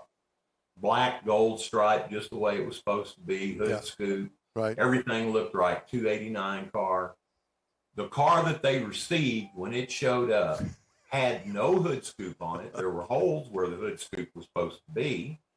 The roll down window on the passenger side in the rear was not even in the car. No, they parted it out. Wasn't rolled down or not roll up. It wasn't even there. Parted it out. There you go. I need that window. Let's buy it. When I looked at the pictures that they bought the car from, the first thing I noticed was the power steering pump neck on the car in the picture pointed straight up and down. The one in the car leaned to the left. So I don't even believe it was the same car or same engine as was used in the pictures. But the creme de la creme came when I opened the trunk to inspect it. When I opened the trunk, it was still taped off with paper. Oh, painted it. Oh, somebody had painted it. Mm-hmm. They had sprayed the car the day before it shipped. But that's the history of that car, though, because people used to rent them to go race. So that was probably one of those units. That was probably one of those cars. But it's not what they represent. Oh, no. Yeah. So they sold them. I don't believe it was a Hertz car, a Shelby car at all. Oh, to begin with. I believe it was just a Mustang dressed up in paint. Oh. And not done very well. Oh, my gosh. Well, did the person buy the car or they pass? Oh no, they had paid for it in advance. Oh no, they didn't. $80,000. Wow. Oh my gosh. Take And them they to got dinner a after car that. that's worth about 15, If that. Wow. if that. Oh my gosh. And were you the bearer of bad news? Well, they knew it when they called me out. They just needed me to give them some verification and documentation to back it up so they could proceed with their court case. Oh my God, that hurts just even hear it. Yeah. Oh, it was terrible. I've seen a lot of people taken advantage of, but this was one of the worst. Now, is this one of those that you're talking about from the East Coast, or is this something different? The car came out of North Carolina. Oh, believe it or okay. not. Wow. Unbelievable. Well, I mean, Hey, forget about just it. like everything else. I mean, there are unscrupulous people everywhere. So But that's why you hire somebody like me to go put hands on and touch and drive that car absolutely. and make sure it's everything it was, because digital photography today makes everything look good. Yeah. So what is some of give me a couple of the ones that you thought were really awesome cars that were for a fair value? Well, I don't know if you saw the collection I did. It was up on Lake Livingston. Oh my God, yeah, I did yeah. see that. That was awesome. These people had some automobiles. They had, a Mercedes SLS, a Mercedes SLR, Bentley Continental Super Sport, Ferrari F430, Ferrari 458 Italiana, a Ferrari FF. You could just go on and on and on. Lamborghini Huracan, Lamborghini Murcielago. There were 15 cars total in the collection, and none of them had over 2,000 miles. What do you think? What do you think that whole collection was worth? Just the cars that I praised. Now, mind you, there were others. Right. Just the cars that I praised were close to $4 million. Wow. Unbelievable. And it's funny because from my experience, there are collections around town, you just here in the Houston area, that are probably worth that much, if not more, that are hidden that nobody really knows about. And these guys know their cars and have bought the cars at a right price and have kept them because they want to keep them That's what they do. They're just really car guys. Well, the absolute best Porsche collection outside of Stuttgart is here in Houston. Really? See, who would have guessed that? Yeah. And the information, I've done several appraisals over there. The gentleman that owns it, he tends to buy buildings inside the loop, renovate them, turn them into lofts and stuff, and sell them. So when he needs capital, he'll put up a couple of his Porsches for capital, get a low interest loan to do the construction work that he needs to do. Once he sells off the building and the apartments, he turns around and pays off the loan, keeps his Porsche. He has every year Porsche manufactured, period. Okay. Wow. He prefers them to be in white, and so it's known as the white collection. If you go online and just put in the white collection, and I can say this now, at the time I was doing appraisals there, it wasn't a known fact. But the building that the cars are in is so pristine that when I go in there, I have to put the little booties on my feet. Yes. Like you're going into a doctor's office. Nice. Okay? Yeah. But it's all done in white marble with LED and white leather couches. Every car has a placard. Every car has a battery tender on it, and every car will start and run. Every car there is the top of the line model for that year produced. Wow. Okay. So now to keep the cars in running condition, he built a treadmill inside the building for the cars. For the cars, kind of like a dyno, but a treadmill. So once a month, each car goes over and runs 2 miles on the treadmill. Oh my God! With that, he should have his own indoor track or something. You'd take him drive around, experience that rather than a treadmill. Well, in my opinion. Yeah, I can only imagine what his house and his wife and kids and cats and are they all everything is pristine and in its place. I've never seen his home. The building is a 2-story building that covers an entire city block. Sure. Why not? Now, it's not just the cars. He has Porsche bicycles. He has Porsche tractors. So he's got all the memorabilia. Yeah. He has a whole top floor of drawers of acid-free storage ability for Porsche documentation. Unbelievable. I love that. It's a shame that that's one of those things that I'm not a Porsche guy, but I would go and appreciate all of that and love to see all of that. I mean, that would be like going to a museum. Oh, yeah. It's some of the cars you see there. You know, he's got the 50. And there were certain years that Porsche really didn't make a white car, like 1959. The closest they had was kind of a cream yellow. Yeah. Okay, so he's got that car. And then they called it the Continental. And Ford actually sued Porsche for using that name. So they had to change it the next year. But he's got a 2005 Carrera GT, like Paul Walker got killed in. He's got GT3R. If it, like I said, whatever the top of the line car was for that year, if it was a convertible, he's got it in convertible. If it was the top of the line was a coupe, it's a coupe. But everyone's white.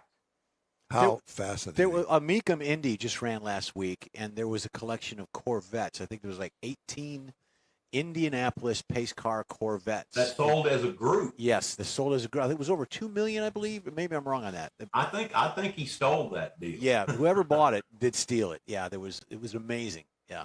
Michael Wooding, it's great to talk to you. Thank you so much. We truly appreciate it and loved the conversation today. Let's pick it up next time. Look forward to seeing you guys at my show this year. Thank you very much. We appreciate you. All right, man. That's Michael Wooding, Auto Appraisal Network. Look him up online and bend his ear sometime. I know that he'd appreciate it. Time now for Jeff's feature of the week.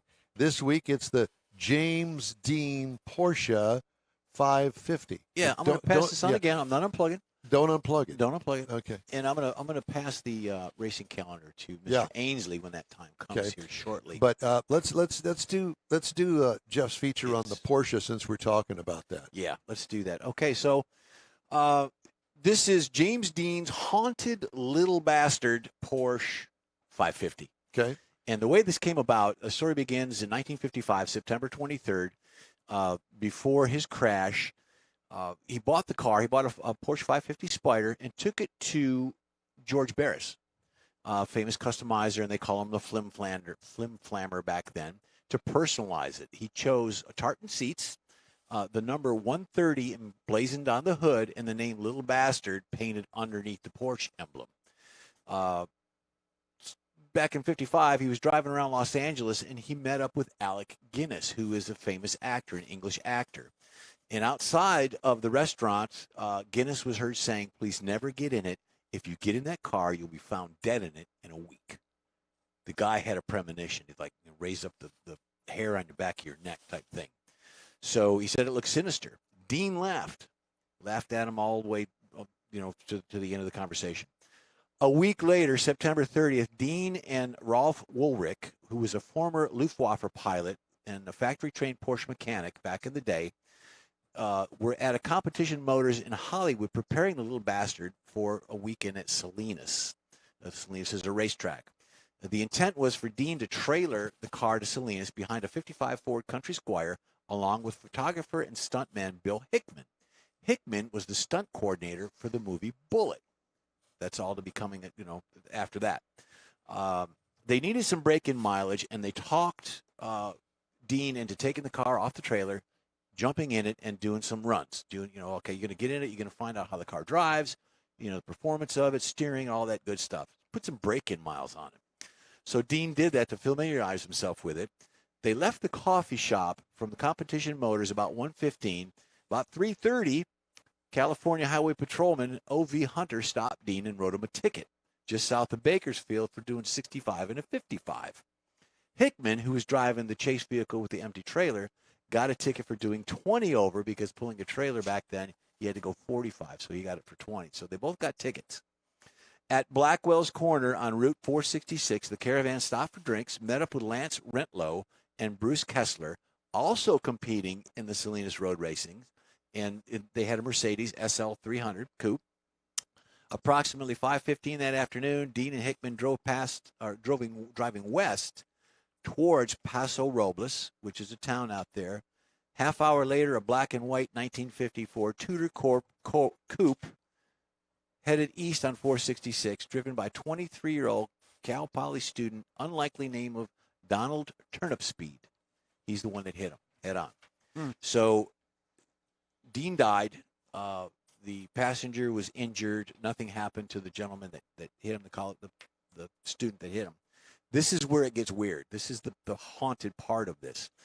Barris purchased the wreck for $2,500 with the intent selling tickets to look at this damaged car, don't do this type thing. Transported the car back to his shop. The car slipped off the trailer and broke the legs of the mechanic. Barris sold the engine and drivetrain to Tony McHenry and William Estrich. The two used the parts for their own race cars, and they raced against each other after they put the parts on there. Henry lost control, slammed into a tree, and died. Estrich had the steering lock up, the wheels locked up. He rolled it and was seriously injured. 2 tires from the little bastard were in George Barris's garage. He sold them later on. The 2 tires blew out and wrecked that person's car. There are reports that if you were at a display of it and you get a picture of it and you touched it, something bad would happen to you then. Due to all the incidents of the little bastard, Barris decided to hide the car, convinced that the California Highway Patrol was going to use it as a, it didn't want to be cursed and have a heap of this mess in all these displays. So later, Barris had the car hidden, and he said, I'm gonna take it to my museum. He loaded it up on a trailer, and the trailer and the car disappeared. He had it destroyed somewhere, and that's the story of how this thing never became visible again. And there you see, that's goofing around in the picture of that. So Christine. Yeah, sort of like a Christine. That is frightening. Yeah, there was a lot of thought of a lot of bad juju going on with that car. Yeah, so there was more incidents of that. I kind of shortened it up, but there was people That's getting a fascinating story. People getting hurt by the vehicle, and George Barris and actually the parts that went with it. the parts that went with it. So yeah, that's the typical Christiner there. Typical Christiner. Scary. Yep. In Wheel Time Car Show streams on iHeartRadio, Facebook, YouTube, and InWheelTime.com. Podcasts are available on your favorite podcast channel. In Wheel Time Car Show continues right after this quick break. Father's Day weekend, Saturday, June 18th, 2022. It's the next Tailpipes and Tacos Cruise In, and you're invited. Tailpipes and Tacos Father's Day edition will be at the same Loopy Tortilla in Katy, 8 to 11 a.m. on Saturday, June 18th. It's the only place cruisers compete for trophies and other prizes. Enter your vehicle for Best Hot Rod, Best Classic, and Best Modern Classic. Tailpipes and Tacos is Houston's coolest cruise-in and is your opportunity to see the best hot rods, show cars, classics, and resto mods, and get Loopy Tortilla breakfast tacos and adult beverages. There's no entry fee, and cars will automatically compete for custom Loopy trophies and other prizes. It all happens at the Loopy Tortilla Tex-Mex in Katy on the Grand Parkway at Kingsland Boulevard, just south of I-10. Kick off summer with Tailpipes and Tacos Father's Day edition, Saturday, June 18th.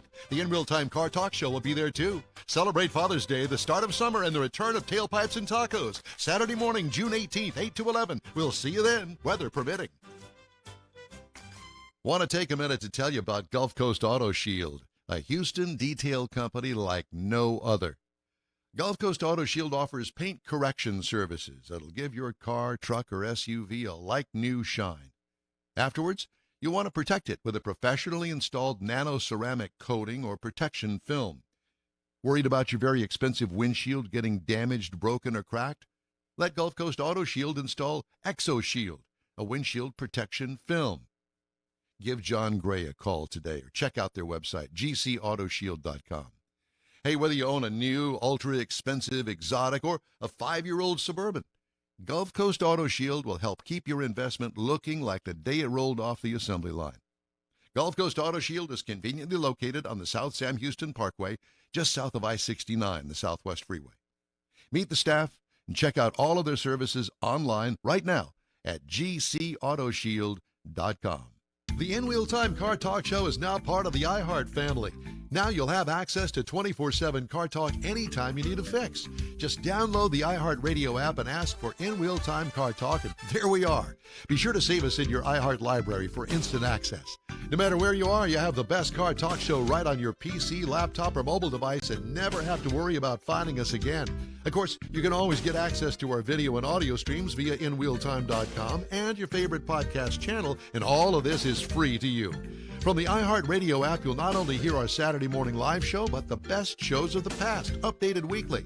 Never miss a minute of up-to-date new car reviews, pre-owned reviews, Conrad's Car Clinic, informative interviews, automotive news, and the most fun car talk show on the planet. Just download the iHeartRadio app, search for In Wheel Time Car Talk, save it to your library, and with a tap of the icon, you'll be in touch with your favorite Car Talk team. In Wheel Time Car Talk, streaming now on iHeart.com/In Wheel Time Car Talk. Welcome to the In Wheel Time Car Talk Show on iHeartRadio. Coming up, Conrad has the car clinic.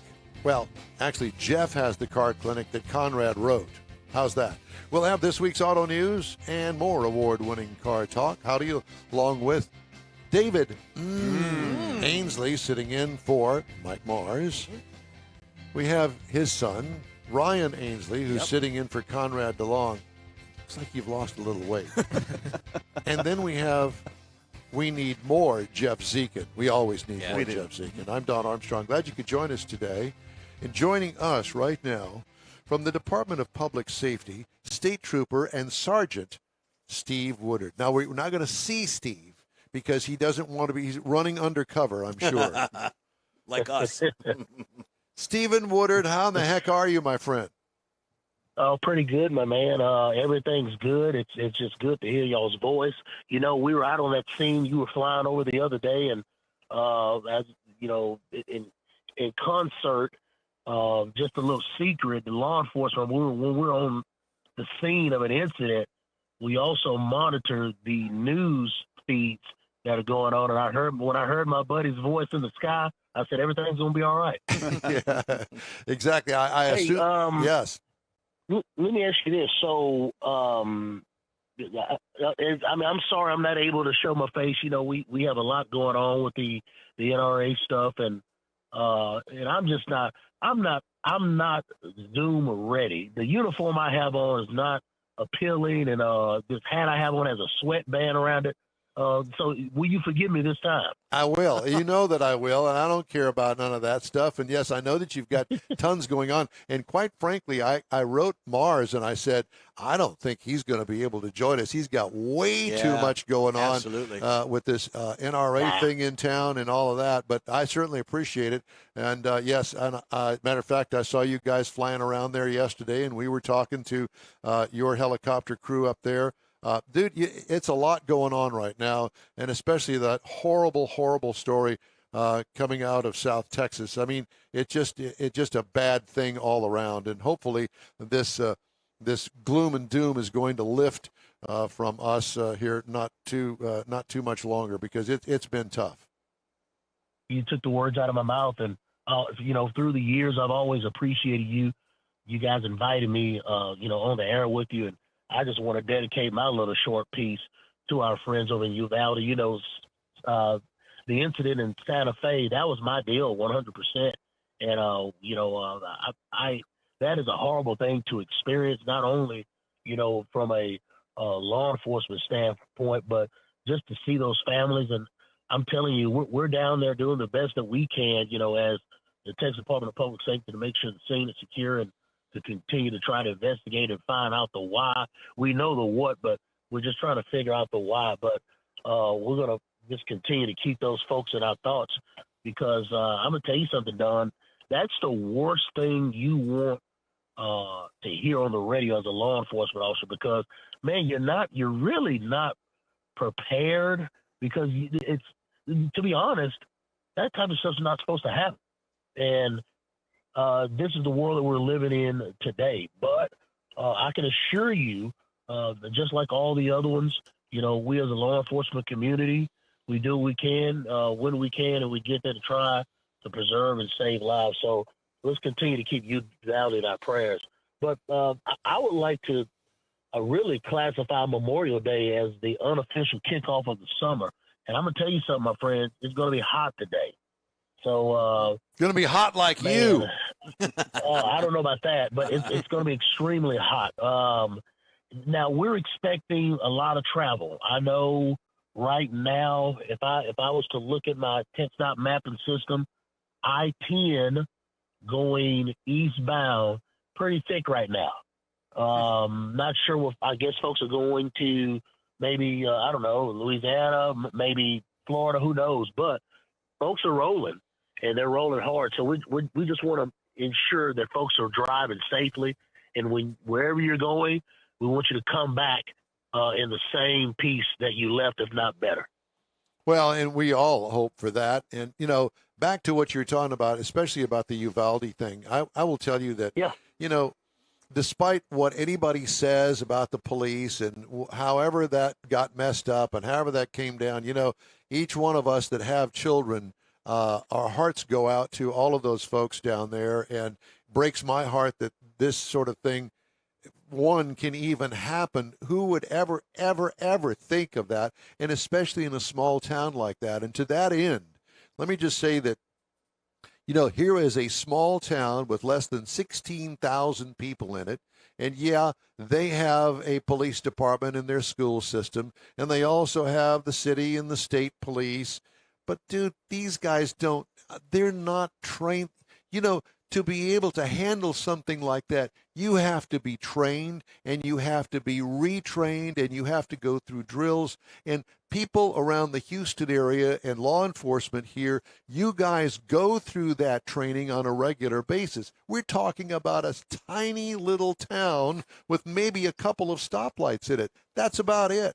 And it's not in defense of them, but that's the fact. That is the way that it is down there, Steve. And, you know, it's a horrible thing that's happened. But, you know, because the police didn't go in and you know, the governor's all pissed off and all of this stuff, it doesn't take away from the fact of what happened down there to those 21, 22 people that were killed in a horrible, senseless rage of some 18-year-old kid that somehow got hold of a rifle. You know, I was listening to the radio yesterday and talk about this, Steve, and the fact that, you know, 18-year-olds have been buying long guns since the beginning of time in the United States. So now all of a sudden the focus is on 18-year-olds buying long guns. Well, who would have ever dreamt in a million years that a kid 18 years old would do something like this with a long gun? You know, there's so many variables here, and I know that we could go on with this discussion forever and ever, Steve, but, you know, it's a terrible thing. There's no doubt about it. And I'm hoping now, finally, after this, that some laws will be changed. But, you know, it is what it is, my friend. Yeah. Yeah, well said, Don. I tell you, sorry, I tell you, man, we can blame a lot of folks, you know. We can talk about,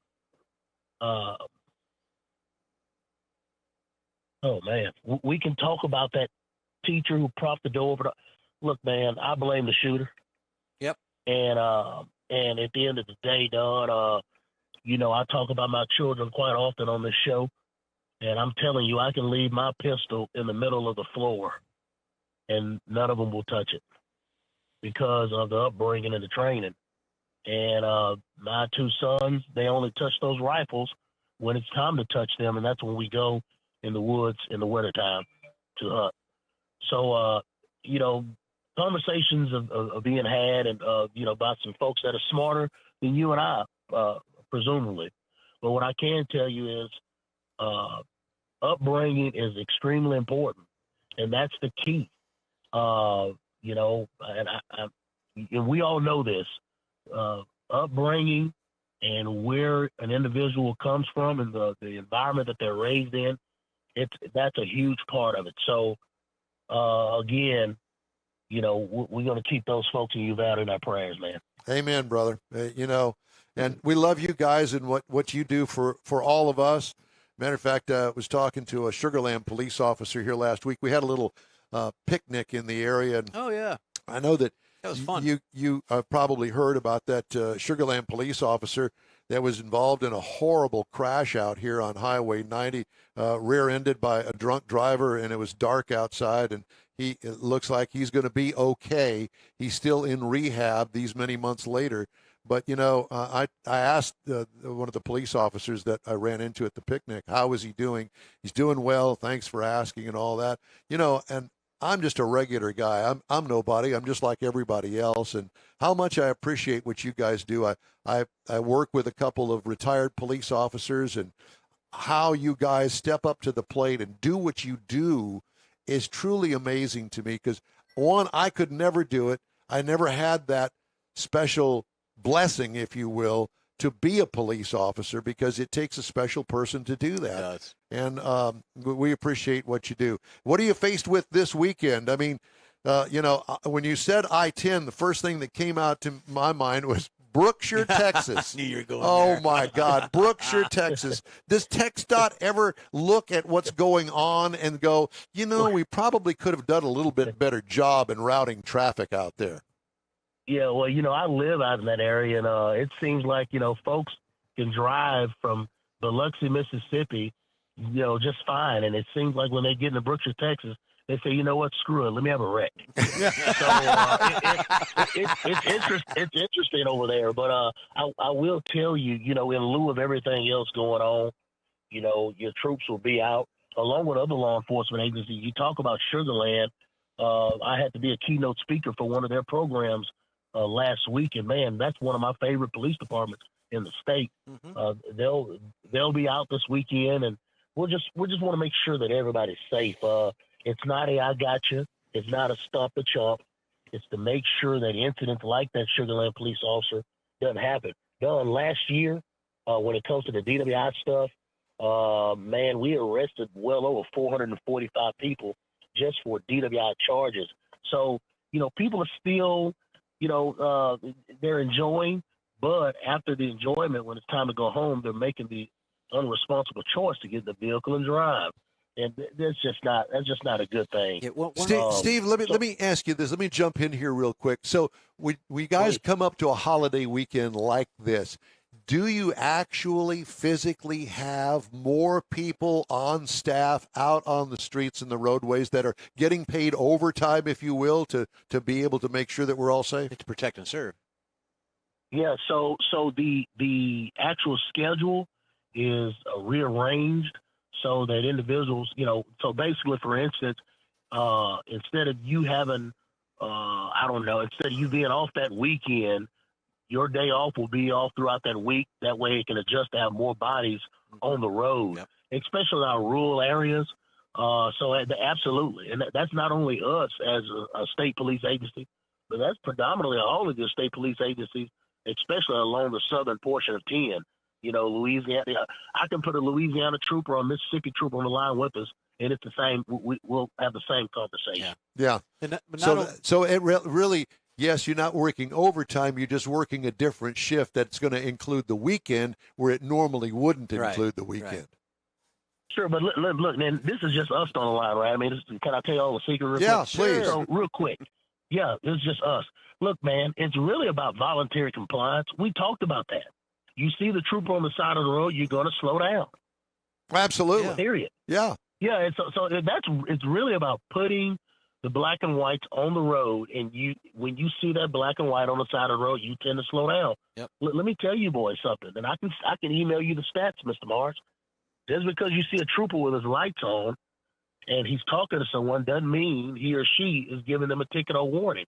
He could have just finished a motorist assist, changing a tire. Yep. I mean, we change more tires than you would believe. Every trooper in this state, it's not like the average. You look at a Houston police officer's car, and my wife's a Houston police sergeant. You look at a Sugar Land police officer's car, they don't have a full equipment set to change a tire. I mean, we got the full impact wrenches, gloves, and everything that we need to get you back on the road. We're like AAA on wheels, just with guns and cowboy hats. Yeah. So it's all about the visual. Good. It's all about the visual piece to just slow folks down. And that's what it's all about. I need to jump in here. Yeah, please. Well, you talked about the holiday. We got Memorial Weekend, 3-day weekend. Folks are traveling. You said they're moving down the road. You also have schools that are done for the year right now. And in my area of Sugar Land that I live, I've noticed that a lot of these high schools, and not to say anything derogatory about driving in the teens, but they tend to get a little crazier at this time of year, in addition to having that Memorial Weekend. So be careful of that. Just be very careful, because I've noticed a lot of, stupidity, craziness, whatever you want to call it, from some of these younger drivers getting out of school now that the year's over. So that's part of it. Hey, so Steve. I had that conversation. With my son, who's 17, because, my little 8 counties that I cover, man, our teen deaths have gone up. We just found another little girl that was missing out of Lake Jackson. She was missing for 2 days. We ended up pinging her phone and found her in Wharton in a ditch because she had a crash. 17, boys. So this is the conversations we're having with these teens, including mine, is number one, this is what we're seeing. Don't cut in front of large vehicles, large trucks, because they can't brake. And for some reason, I know that's odd, but I'm telling you, that's the conversation that we're starting to add in with these safety presentations to our teen drivers and our younger drivers. Don't cut in front of trucks, because they can't brake. They don't have the same maneuvering capability as a regular vehicle. That's right. And it's those little things. But guys, what we're starting to see right now is a huge violation in the Houston area. Tell me. Are you ready for this? Ready. The tinted front windshields. Tinted? Oh, I've seen those. Yeah.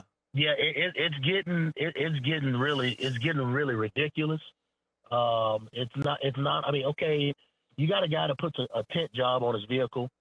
Okay, he's over the limit, which is 25% or below. You get that from time to time, no problem. You got a guy riding around with 0% tint. That's a problem with us. It's a concern because it's a driving safety issue. But now they're tinting their front windshields. To all of our listeners that listen to Car Talk, we don't tint front windshields. It's a violation of the law. It looks cool. It really, and quite frankly, can keep the vehicle cool as well. They even have a ceramic tint to where it's dark on the outside, and you can relatively see pretty clearly from the driver's seat, but it's still a violation. Nothing can be below that AS1 line inside of the vehicle. And you guys know what that is when you sit inside of your vehicle. That little AS1 line, it's about a quarter of inch in height. Yeah, it's like an eyebrow. A quarter of inch in width. It's the eyebrow line. Nothing can be below that, and that falls into place with that. So be mindful of your window tint stuff. Now, anything in the back, passenger seats, back window, they can be as dark as you want them. But the front windows, number one, the windshield cannot have any window tint on it. And the 2 side windows, the tint has to be 25% or above. And it's not a safety piece, so we can see in the vehicle when we stop you. I mean, that would be nice. We'll just tell you to roll the windows down. But we want you to be able to see when you're making that lane change or you're turning, etc. If that makes sense. Well, I have to tell you that when I had the windows tinted in the Corvette, I told them, I said, I want the lightest tint. I don't like dark tint. I want the lightest tint that you can do. So they did that. Well, you tint the back window and the side windows in the Corvette, and it's a black car to begin with. It looks like it has, whatever that 0% that you're talking about. Tint. It looks a lot darker. It really isn't. It's the lightest tint that's available. But when you start tinting all the windows, it seems like it's darker tint. Yeah. Right. Again, we know that last week we were out and about. I did a couple of spots on Click It or Ticket. I'm not trying to beat folks over the head with Click It or Ticket. We've done this for years on your show. But they really do save lives, guys. Oh, yeah. And that young lady that was in that crash that I talked about a few seconds ago, she was not wearing a safety belt. Over half of the crashes that I've had in my counties, which stem from Galveston, Waller, Wharton, Fort Bend, etc., people are not wearing the safety. They really do say, this is a plea. please wear your safety belt because you stand a stronger chance of surviving in the crash, whether that's death or serious injuries. And that is the only way you can defend yourself against a drunk driver. My secretary, Don, her son was just killed by a drunk driver this weekend. Oh, my God. And, the safety features, you have to wear the seatbelt. And it's more than the click of the ticket. It's a cute name that TxDOT came with years ago. Just because a trooper stops you doesn't mean you're going to get a ticket. It's just a tactic used upon on words to, hey, man, buckle up. Because it's more than the ticket. It could be your life. Well, I'll tell you what, Steve, you know that I see what you see.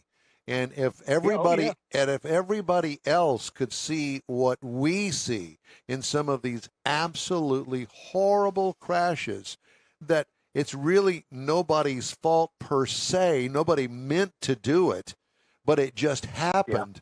Yeah. If they had had their seatbelt, they would have survived. And unfortunately, so many of them don't survive. Yeah. It's terrible to see.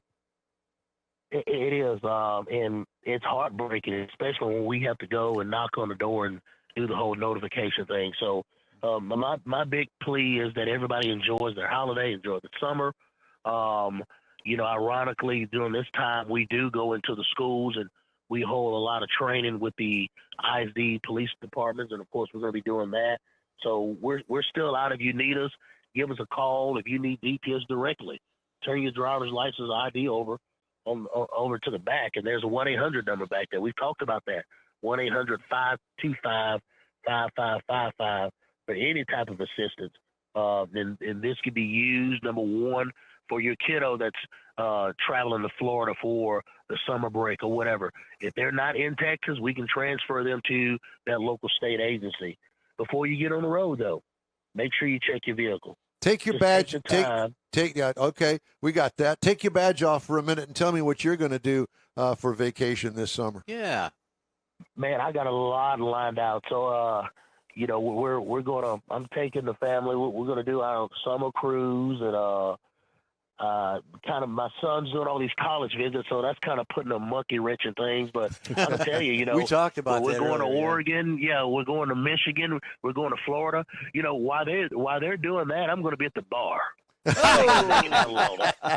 just tell me how it goes. You know what I mean, Doug? Yeah, I do, and I know you're going to Uber home or to your hotel or wherever it is Shirley that you Temples. are. Yeah, Shirley Temples for you. Yep, you bet.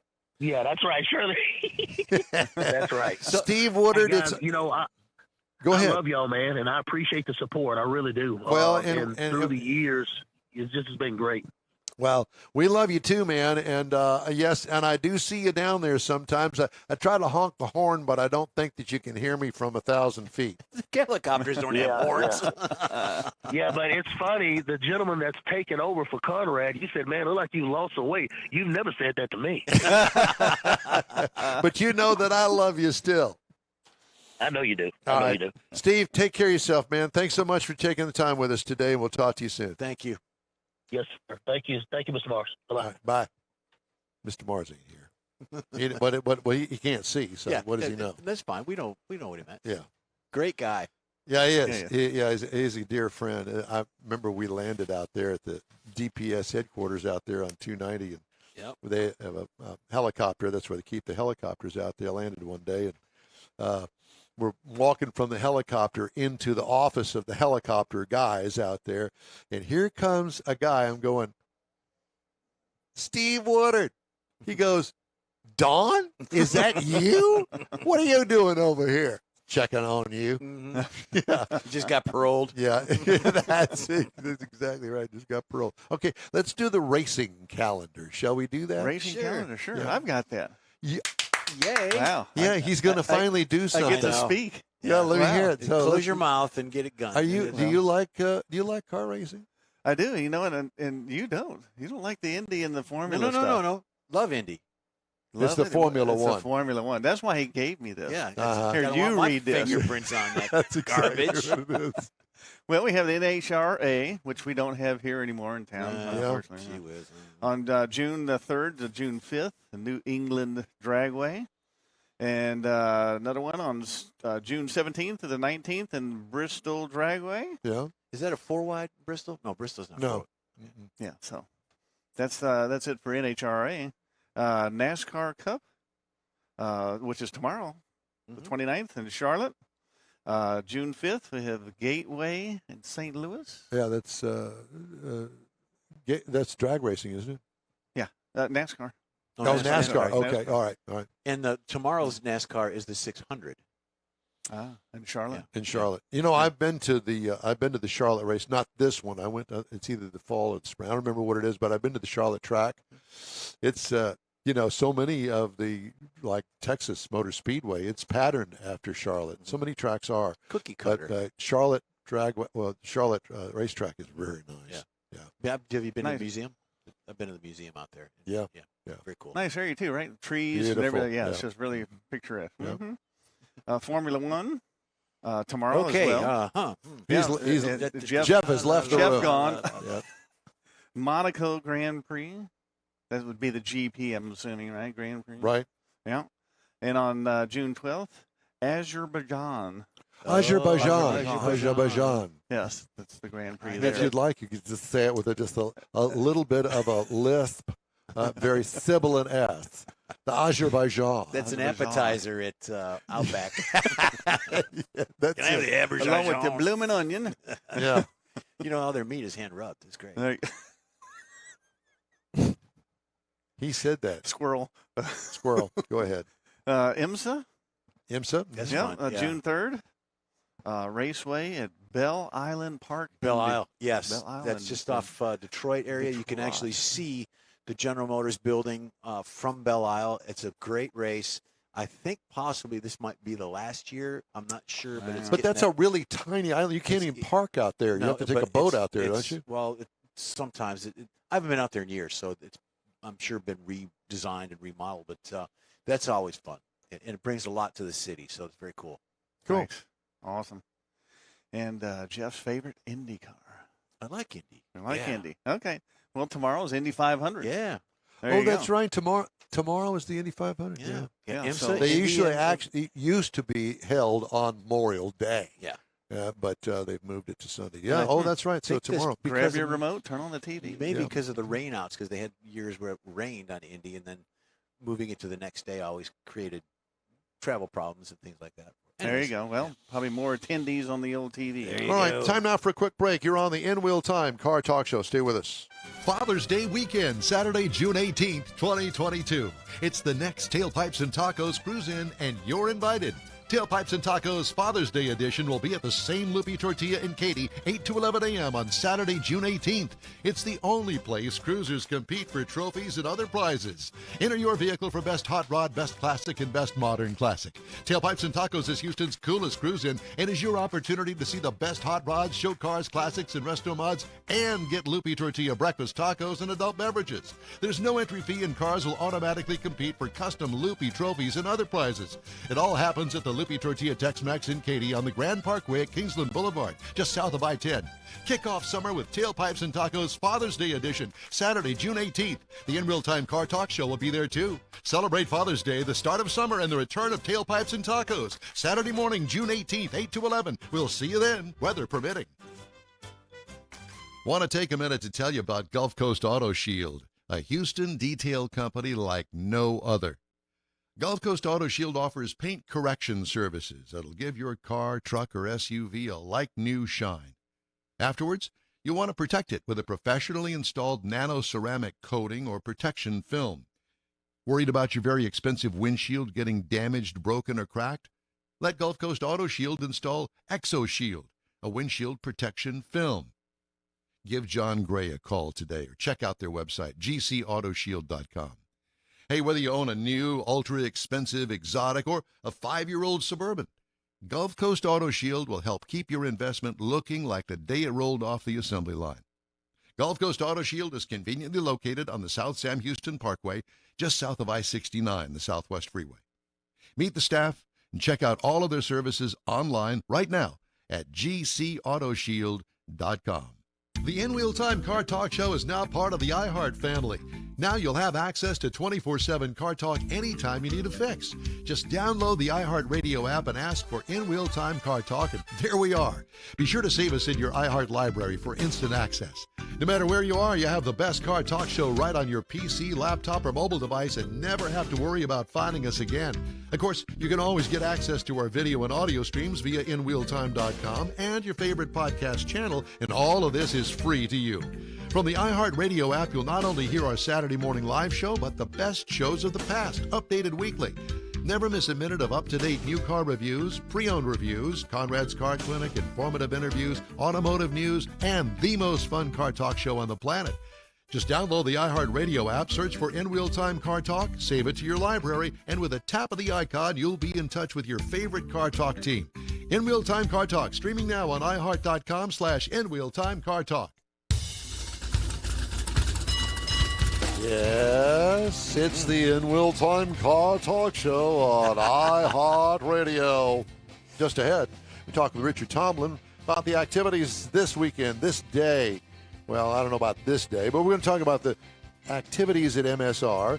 We'll have the upcoming events calendar and this week's auto news headline just ahead on the In Wheel Time Car Talk Show. Mike and Conrad are off today. Yep. Sitting in, the fabulous David Ainsley, his son, Ryan Ainsley. We need more Jeff Zekin. I'm your nightmare. So thank you for joining us today here on the In Wheel Time Car Talk Show, wherever it is that you're listening or watching. Refer to him as Master Ainsley? You can't say that anymore. Master Ainsley? No, you can't say that. No, you have to say Primary. they or them. No, he's not that. No, that's not him. No, I thought it was the protocol of royalty, Master Ainsley. That's what There you you go. thought. No. That's Thanks again for thinking. There you go. That's right. All right. Let's talk to Mr. Apex Auto Works. That would be Richard Tomlin. Richard, good morning to you. Hello, guys. What's going on? Well, we don't have near as much going on as you do, apparently, at the VFW Benefit Car Show that's going on now. Correct. This is the weekend of motorsports, as you guys were alluding to a couple minutes ago with what's going on in racing. And we've got SCCA going on this weekend, 3-day majors. And then I've also got the VFW Benefit that we're doing right now, trying to raise some money for the local VFW post. It is Memorial Day. Crawfish, beer, cars, shade from all the amazing oak trees we've got here in National Oak Park. As well as Ryan would say, this is more of a car meet than a car show. It was good having Ryan on. I appreciate his comments and contributions to changing a little bit of the way we word the things we talk about. And that's one of the things we're working with the VFW is car meet works a lot better than car show. Yeah, exactly. Well, where is National Oak Park? Well, it's right beside the train tracks in Alvin. You can probably hear it coming. But easy way for everybody to know is behind Gordon Street Tavern, which is another sponsor of everything Apex does, and Grace Pizza. If you look that up in Alvin, you'll find it. It's about a 10-acre park. I think 190, 180 oaks in the park. So we'll be in shade all day. And now we got a 440 coming in. This is good. Find you a spot in the shade. Grab a spot. Nice. So Yeah. people are still showing up. How long is this thing going on today? Go ahead. Sorry. How long does this go on? It's just now starting, right? Yeah, so originally it was going to be a 5 to 8 o'clock, which is the meets that Ryan and I would normally attend. But we had so many people local that wanted to do 10 to 3. So basically, we're going to be here 10 until 8 o'clock tonight. So we will be here for quite a while. Yeah. But I know we will have everything from the Huracan to a 1932 Deuce that'll be here today. Speaking of Deuces, I got a Deuce and a half that's coming as well. We've got 900 horse wheel Corvette. That's a daily driver. Lots of variety, which is the spice of life, right?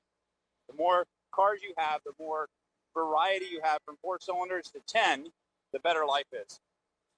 Well, there's no doubt about that. Yeah, and 6 cylinders are they're in that wheelhouse too. Yeah, see, I'm not a straight 6 guy. 6-cylinder for me is built for the torque. The V6s are a little challenging. They've got some turbo stuff that makes amazing numbers, that's for sure. Well, I'm a straight 6 guy. That's where I cut my teeth on. A 235 Blue Flame 6, as a matter of fact. Yeah, there you go. Yeah, 2 one-barrel Rochester carburetors on top of an Offenhauser manifold, a dual-point Mallory distributor. I mean, yeah, I had it going back in the day. Sounds like a John Deere tractor. It was not a John Deere tractor, thank you. Yeah. So you know about those things.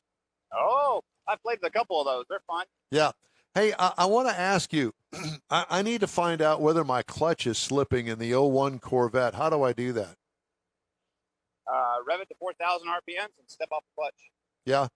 Okay. No, it's not what I would do. But make good smoky burnouts. Honestly, the best way to do that is put it in 4th gear, rolling down the road, and then apply the gas pedal, like go flat to the floor, and see if you actually hear any engine revs, the RPMs. You can watch them if they move. If the RPMs are moving, then your clutch is actually slipping. Gotcha. If you drive it on a daily basis, you should be able to feel it. Yeah, and I don't feel it. So what does it take to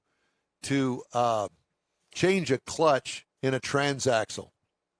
It's a little more challenging, but it's not horrible. I've done one of those before, so let us know when you're ready. We'll take care of it. I know that you will. I know that you will. And are there different clutch choices that you have? Yeah, so I'm a big fan of this new company called Action Clutch out of California. Why I like them is 20% of every sale goes directly to charity to feed less fortunate people than us. And they're the only clutch manufacturer I see that is actually giving back to society. And they make an amazing product. So look up Action Clutch, or I can help hook you up with that when we're ready. Cool. What would something like that cost a guy to have a clutch? I would say we just did one for one of the Mazda Miatas, because we do a bunch of those. But aluminum flywheel, 6-puck clutch, pressure plate combo. He was all in for $400, $450. So super, super cheap. It's really not too the bad. The Corvette's going to be a little bit more because it's going to have a little more friction material. But hop online, you'll be able to find it. ActionClutch.com. Okay. And labor-wise, how much would something like that run? How many hours does it take? I would estimate 6 to 7. So it's a full day.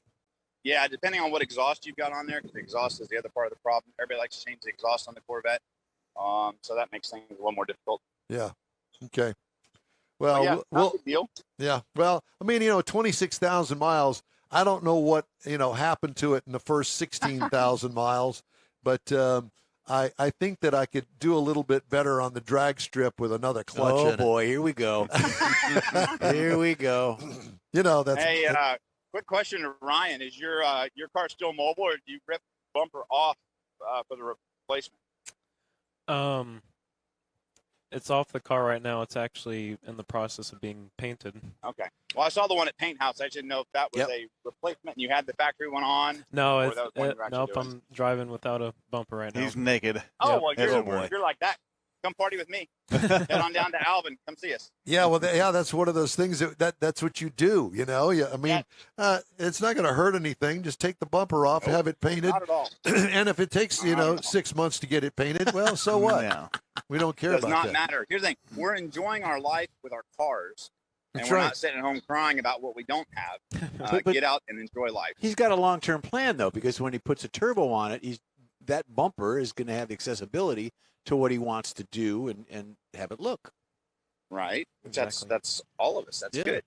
So what's going on down at Houston Motorsports Park with you and all of your road racing buddies? Well, we are working on a spec Miata race around an oval track.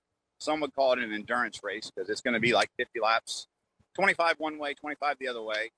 And we're trying to pay out a purse of $5,000 for first place. Very so cool. That's something the spec Miata crowd does not see.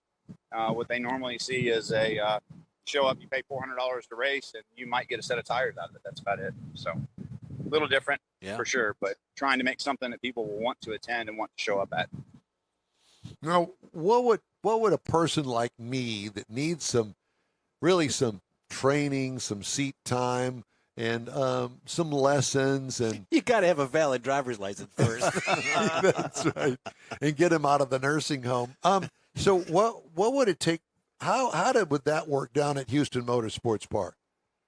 HMP, really with them, it is just a license come out. They send you through a little rookie school. If you look at the stuff like the road race stuff that we do, it's a 3-day competition school that we actually send you through. So depending on the type of motorsport, depends on what the rules are and how that actually gets you on the track with them. So a 3-day course for me down at Motorsports Resort. Yep, absolutely. And how? It's usually a Saturday, Sunday, Monday. A Saturday, Sunday, Monday. Do I bring my car, or do I get in your car? You can rent cars. We've got rentals for you, or you can bring your own car. It's usually best to be in your own car. It's usually the first shakedown most people have for their actual race car. Right. If you don't have a race car built yet, then people rent cars from people like me. They show up, they race, get their license, and then go back and play again. Well, I don't want to tear up my 2001 Corvette, but I don't mind putting it on the track as long as I don't tear it up. Yeah, see, so I would say you would not even do the actual road racing. What I would suggest doing is what we call time trials or track sprints, which is where you come out and we put a car out every 30 seconds. So you're not racing wheel to wheel with anybody, but you're still on track getting to play. Yeah, but I need somebody in the passenger seat to tell me what to do. I'll do that. You don't know what to do. Come on now. Well, you know everything. I know. I see. Now that I've been through all these marriages and all the ugliness in my life, I realize that I really don't know anything. He misses it. So I was told that for all those years. I've now Your girlfriend. yeah. we do offer coaching inside the car and outside the car. Most people, we tell them to do is get out there for a little bit, go drive, get comfortable first, finding your way around the track before you get anybody trying to coach you and tell you how to go faster. But absolutely, I mean, there's plenty of opportunities for instructors. There's people that actually make a living out there teaching people how to go faster. But I want you to teach me. Basics is a good thing. But I want you to teach me. That's fine. Let me know when. We'll go. All right. We'll be down there Monday for a 6-hour enduro. No, I don't want to do any enduro. No? I just want I want some of that 30-second between car kind of thing, and get out there and enjoy my day, maybe a 4-hour day, and go home. Yep. I will make sure that you are invited to the next track sprint. That's probably the best place to start. That one only takes 2 hours out of your day. Perfect. Yeah. So, And I guess it's on a Saturday when I'm doing the show. actually, you know what's interesting is usually those we hold on weeknights. So we like to do them Friday night from 5 to 7. And then we have pizza and adult beverages afterwards. Oh, So- I'm in. Yep. It's very, very simple. It goes back to what Ryan was saying about the car meet situation. We want to sit around. We want to be social. We want to look at other people's cars. If we get to race them a little bit, even better. There you That go. sounds like fun. Yeah. Yeah. We'll send you pictures, Don, Yeah, dude. while you're working. Thanks a lot. Yeah.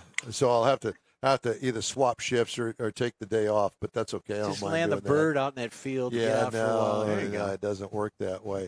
So you're doing this charity car meet today down there. It's in the park? It's not at the VFW hall. Correct. It's at the park. We got a large pavilion out here. I think they've got 4,000 pounds of crawfish they're cooking Oh, today. There's 3 beer vendors. Like I said, we've got the whole park. So you've actually got the skate park that's inside of the park. And then we've got like I said, 180 oak trees that we'll use for shade for all the cars. National Oak Park in Alvin, Texas. In Texas. So Yep. I don't believe that I've ever even driven by it. Would I have? It is huge and amazing. You probably drove a block away from it. The main street in town is called Gordon Street, and Yeah. it literally sets 1 block off of the main downtown area. Huh. Okay. Yeah. Well, learn something new every day. That's the goal. Yeah. For sure. Yeah. How are things at the shop? Are you staying busy? Busy. Still looking for painters, looking for more mechanics, as everybody is right now, right? We're growing. Growth is amazing and staggering right now. So Wow. we have almost secured the lease for the building in Mexico. So it looks like we will have a shop in Chihuahua, Mexico, open before the end of the year. Wow. That's for that off-roading thing that you do. All asphalt. I would like to play off road. I just don't seem to get to do too much of that. It's an asphalt? All asphalt. Really? Oh yeah, In Chihuahua. in Chihuahua. You just gotta look it up. Chihuahua Express. There's plenty of stuff there. You know, this whole time he's been walking the park, he's put on like 4 miles already during this. Yeah. So hey, you're just working off that nervous car thing that you guys have? always. So hey, Paul, can you see if you can move that truck? you got 180 or 190, Move that truck. 180 to 190 oak trees, but you have 2 million sparrows with bladder problems that are in those trees. There's that. More coming in. Yeah, well, I mean, so all you do is you take some of that spray, that detail. Yeah, huh? Yeah. Instant Ooh, look at detailer. that. I like that. What is that? What is that? Yeah, nice. Yes. 1,500. Explicit Concepts. This looks like, man, don't get me lying. That's a What nice year look. is this one, boss? 90. On in wheel time right now. So there's like, what is this? I'm like, I don't even know yet. Yeah, that's nice. Love the paint. Love the color. Mm-hmm. Well, Richard, it's great to talk to you. Hopefully, some of our viewers, listeners, will mosey on down to the Alvin National Oak Park down there. Just look it up, National Oak Park in Alvin, Texas. Going to go till 8 o'clock tonight with lots of crawfish and beer. So, yes. Yep. I guess you Or can't get us beat up that. at Apex Auto Works on Facebook. I'll be responding to stuff there as well. It's great to talk to you, my friend. Thank you so much for joining us, and we'll talk to you soon. All right. Be good, guys. Thank you. Love talking to him. Yeah, he's a great guy. Like it. Yeah, and very, very attuned to what's going on. Yeah, Are y'all whispering over there? They're whispering. They're talking. What are you talking I about? don't know what they're doing. Y'all talking about something? know. You're talking about us? Just trying to emulate Mars and do a good job. Oh, okay. Oh, I see. But he's like you said, he's in tune. He's close by. He's a nice guy. He's got a great business. So why not go out there? Yeah, Apex Auto Yeah. Works. Yeah, it's good stuff. I've not actually physically been down there. Maybe that's We a need to road go, trip. yeah. We should. Absolutely. Why don't we do that one Saturday afternoon We can. after we get off? We'll get in the Corvette and go down You bet. there. Yeah. And if nothing else, just go down there and jack with him a little bit. You know, we hey, can do Richard, that, yeah, too. sit around. I Hey. would prefer that. Okay. All right. Hey, if you'd like to get in touch with us, just shoot us an email. The address is info@inwheeltime.com. Mm-hmm. So, David, do you happen to have the events calendar? I do not. Who is that? Is that you? Is that you, I Jeffrey? guess. Is the Wake events him on up there? over there. Where's the sheet? This, we no, have I it? do have the events There you calendar. go. Oh, Yeah, you can either you way. want, you want to read All right, it? let's do Go ahead. events. You ready? Yeah, I am. Okay, Saturday, Nifty 50s. That's Kima tonight. Army, yep, 6 to 9 tonight. Always a fun time. Sunday, May 29th, which is tomorrow, 11 to 3 p.m. Houston Cars and Cocktails. It's good. Runs on through May. Little Woodrow's and Tomball. Saturday, June 11th, 8 a.m. to 2 p.m. Northside Mustang Car Show at Gullah Ford in Conroe. June 11th, 8 o'clock till June 11th and the 12th, 8 a.m. to 5 p.m. both days. Round X Lone Star Draft, and then it's TXSL Lone Star Draft. Okay. Houston Police Academy is there. Saturday, June 11th, 9 a.m. to 2:30 p.m. Groesbeck Lions Club Car Show in Groesbeck City Park. Saturday, June 11th at 10 a.m. Surfside Texas Beach Cruise, County Road 257 in Freeport. I lived in Freeport. Kathy and I lived in Freeport for 4 months when we Why? first moved. I was with Hughes, and it was an office that I trained at down there. I see. Yeah. Great. Good stuff. Yeah. So I guess Mars isn't going to join us, which is perfect. Oh, there he is. Well, no, he just is. Just now popped in? Yeah. Okay. Oh, okay. Well, it's Well. 18. Well, that's fine. We don't have to have him on, right? I just wondered if he was around. So, yeah, Apex Auto Works, the VFW People's Choice Trophy is going to be awarded there at the charity car meet in Alvin. Very cool. Yeah, at the National Oak Park. What I found is that it's real easy as opposed to trying to find some certain address or something on that stupid Google Maps. What a dumb thing that is. I have gotten more screwed up on Google Maps than any other app that I have ever used. You? No. Do you use use Google Map? Yeah. What app do you Yeah, use for same. maps? Not Google. It's just whatever's on the iPhone. The map. It's not Google. Okay, well, it's probably much I don't like better. Google Maps. I don't it does. either.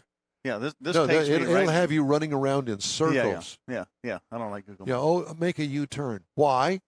Because where I want to go is right there on the right-hand side. Why do you want me to make a U-turn? I hear you. Yeah. Yeah. I hear you. Now we have Mark.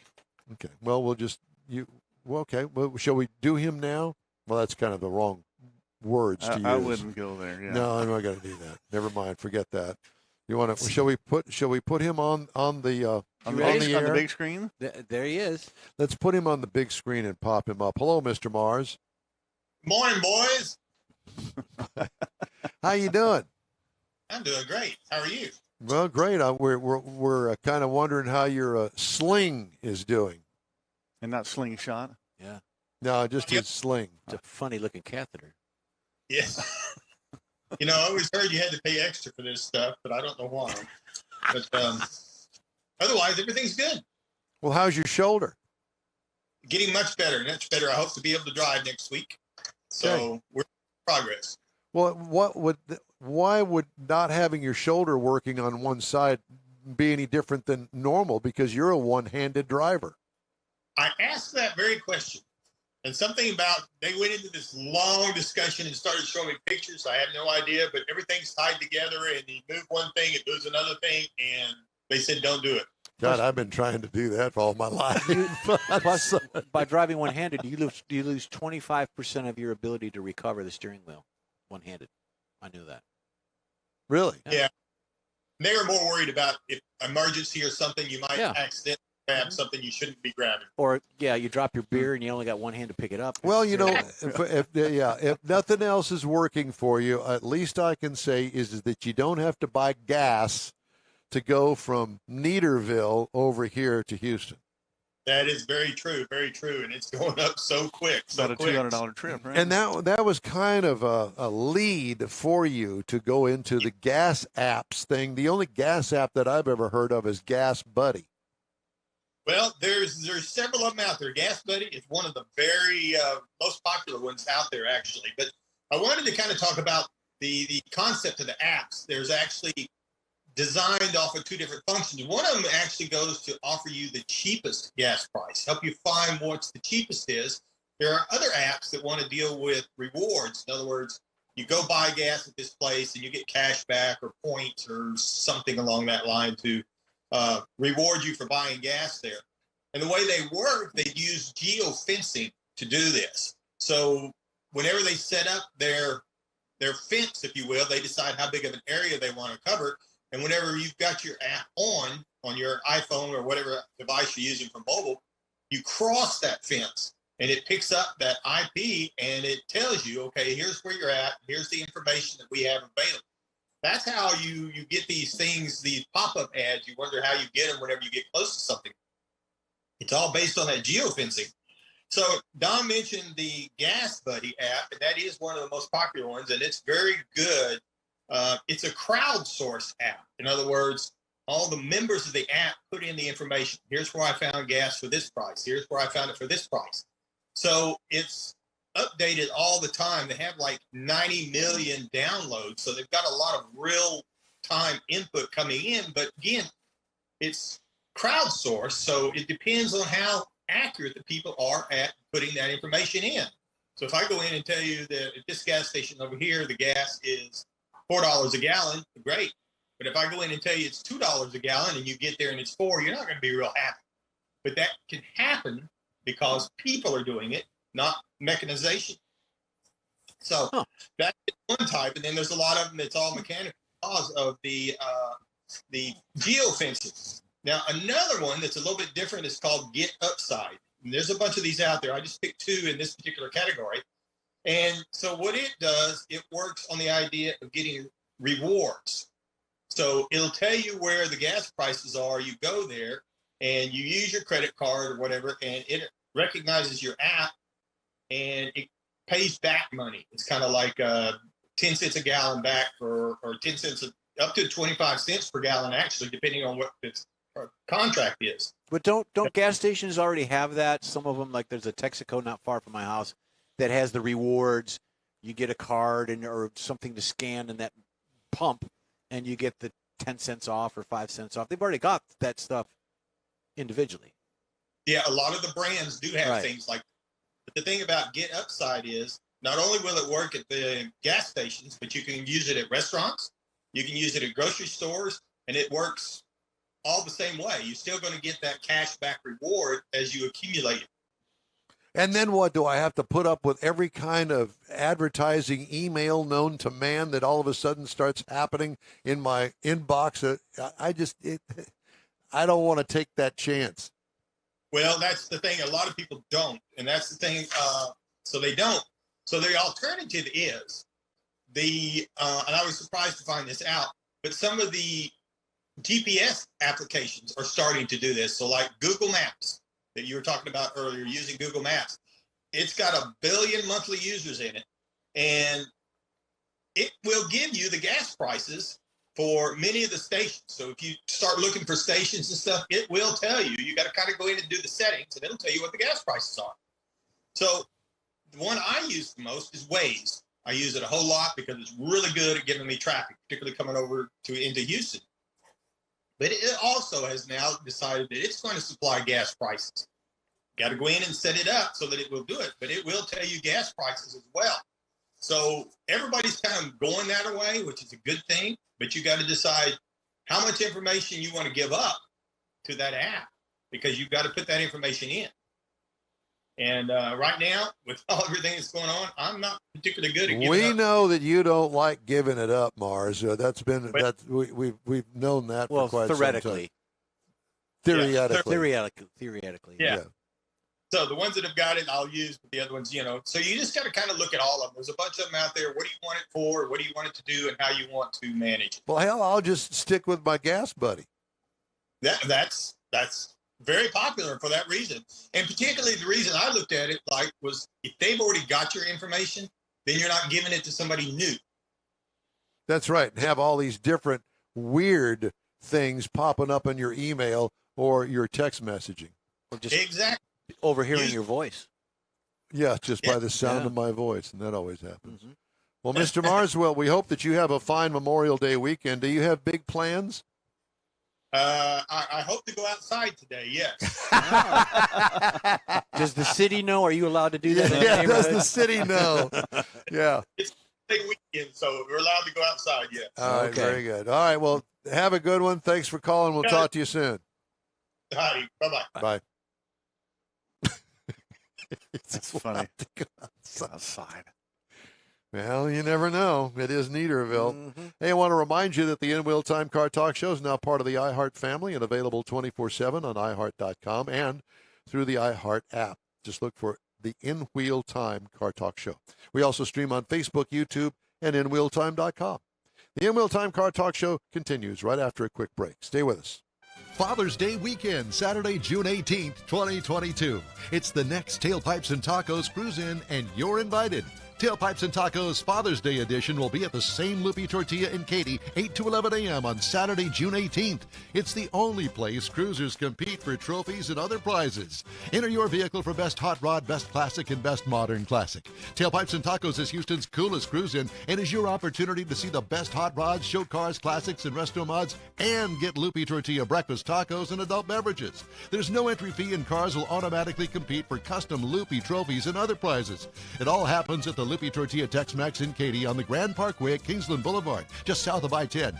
Kick off summer with Tailpipes and Tacos Father's Day edition, Saturday, June 18th. The In Real Time Car Talk Show will be there too. Celebrate Father's Day, the start of summer, and the return of Tailpipes and Tacos. Saturday morning, June 18th, 8 to 11. We'll see you then, weather permitting. Want to take a minute to tell you about Gulf Coast Auto Shield, a Houston detail company like no other. Gulf Coast Auto Shield offers paint correction services that'll give your car, truck, or SUV a like-new shine. Afterwards, you'll want to protect it with a professionally installed nano-ceramic coating or protection film. Worried about your very expensive windshield getting damaged, broken, or cracked? Let Gulf Coast Auto Shield install ExoShield, a windshield protection film. Give John Gray a call today or check out their website, gcautoshield.com. Hey, whether you own a new, ultra-expensive, exotic, or a 5-year-old Suburban, Gulf Coast Auto Shield will help keep your investment looking like the day it rolled off the assembly line. Gulf Coast Auto Shield is conveniently located on the South Sam Houston Parkway, just south of I-69, the Southwest Freeway. Meet the staff and check out all of their services online right now at gcautoshield.com. The In Wheel Time Car Talk Show is now part of the iHeart family. Now you'll have access to 24/7 Car Talk anytime you need a fix. Just download the iHeart Radio app and ask for In Wheel Time Car Talk, and there we are. Be sure to save us in your iHeart library for instant access. No matter where you are, you have the best Car Talk Show right on your PC, laptop, or mobile device and never have to worry about finding us again. Of course, you can always get access to our video and audio streams via InWheelTime.com and your favorite podcast channel, and all of this is free to you. From the iHeart Radio app, you'll not only hear our Saturday morning live show, but the best shows of the past, updated weekly. Never miss a minute of up-to-date new car reviews, pre-owned reviews, Conrad's Car Clinic, informative interviews, automotive news, and the most fun car talk show on the planet. Just download the iHeart Radio app, search for In Wheel Time Car Talk, save it to your library, and with a tap of the icon, you'll be in touch with your favorite Car Talk team. In Wheel Time Car Talk, streaming now on iHeart.com/In Wheel Time Car Talk.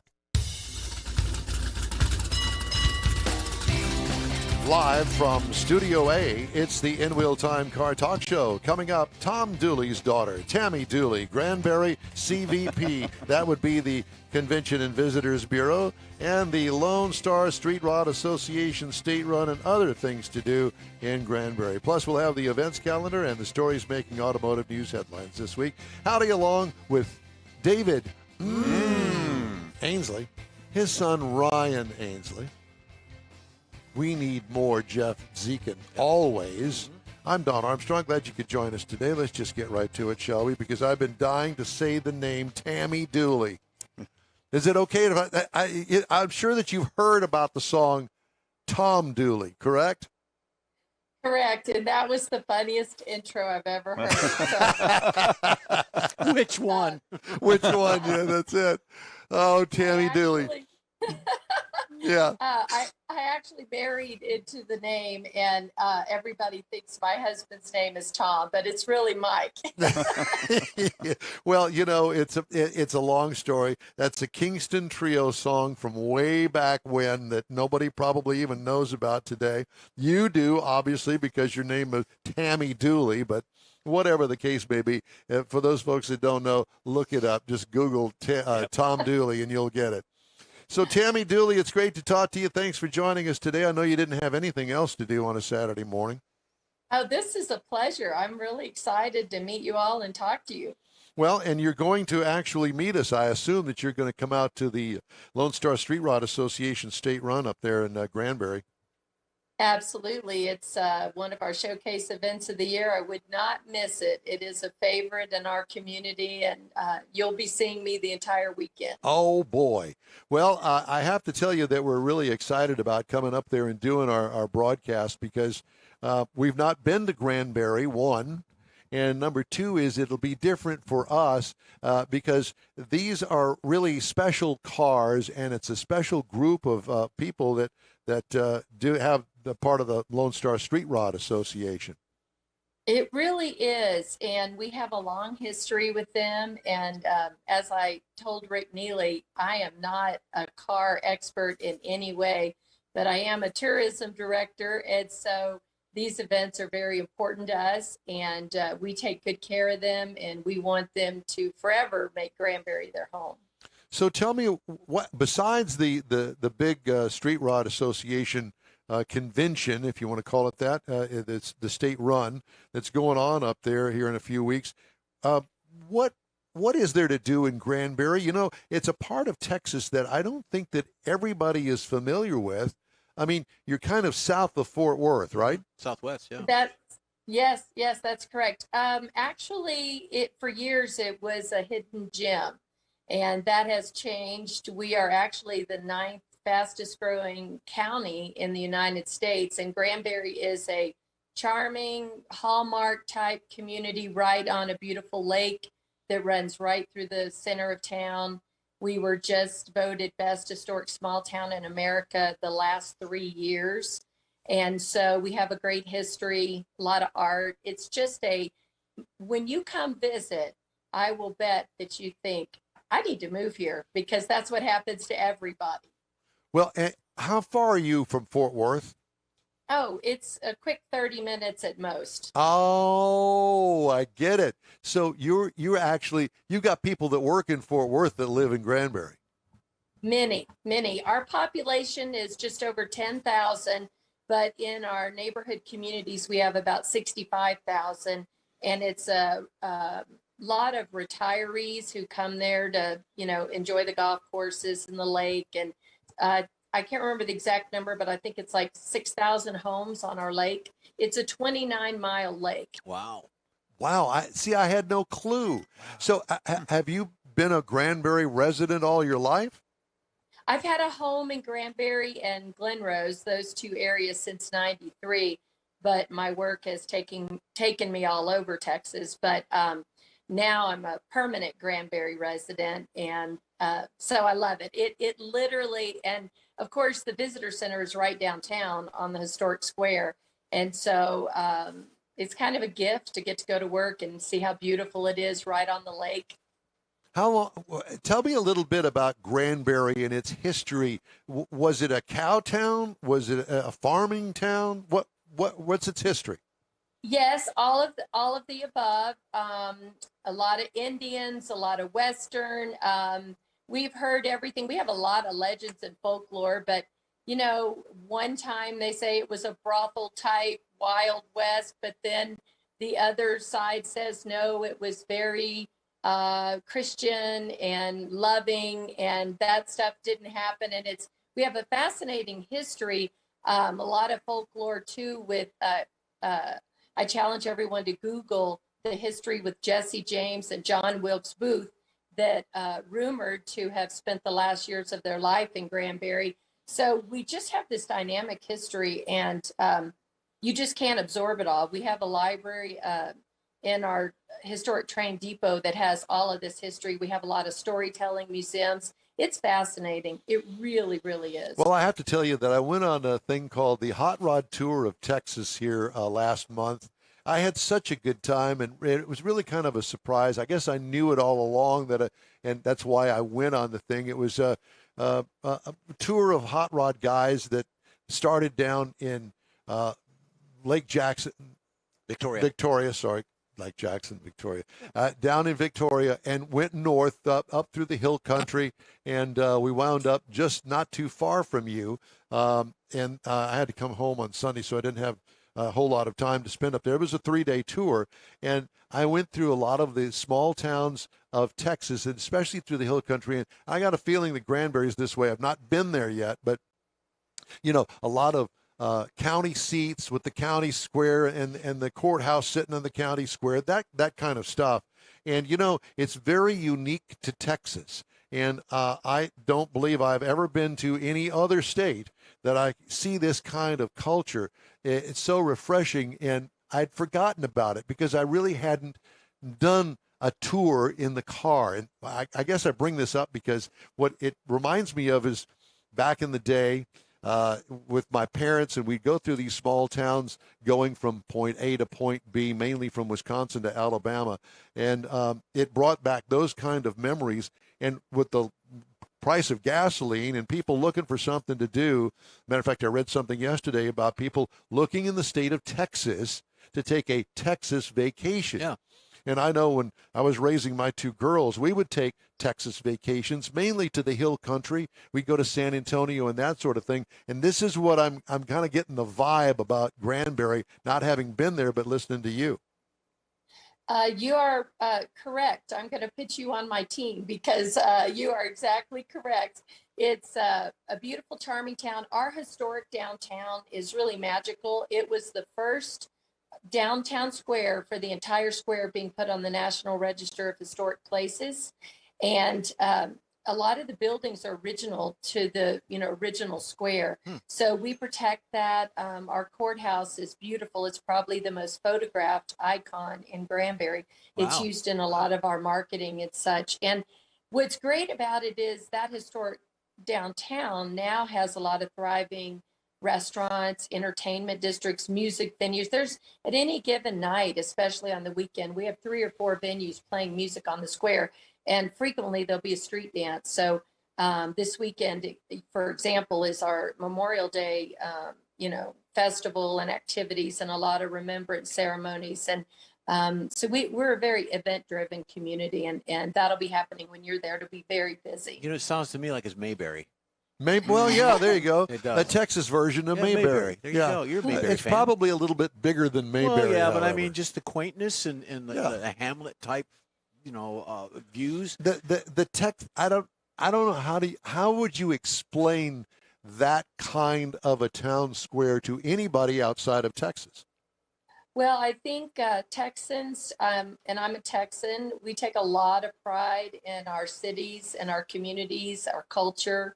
We love it. And we're going to do everything we can to preserve it, all the while being able to adapt to changes and what our travelers want. Tourism is our number one industry. We have a small convention center that's amazing right on the lake. We have about 850 specialty hotel rooms and vacation rentals on the lake and around our downtown.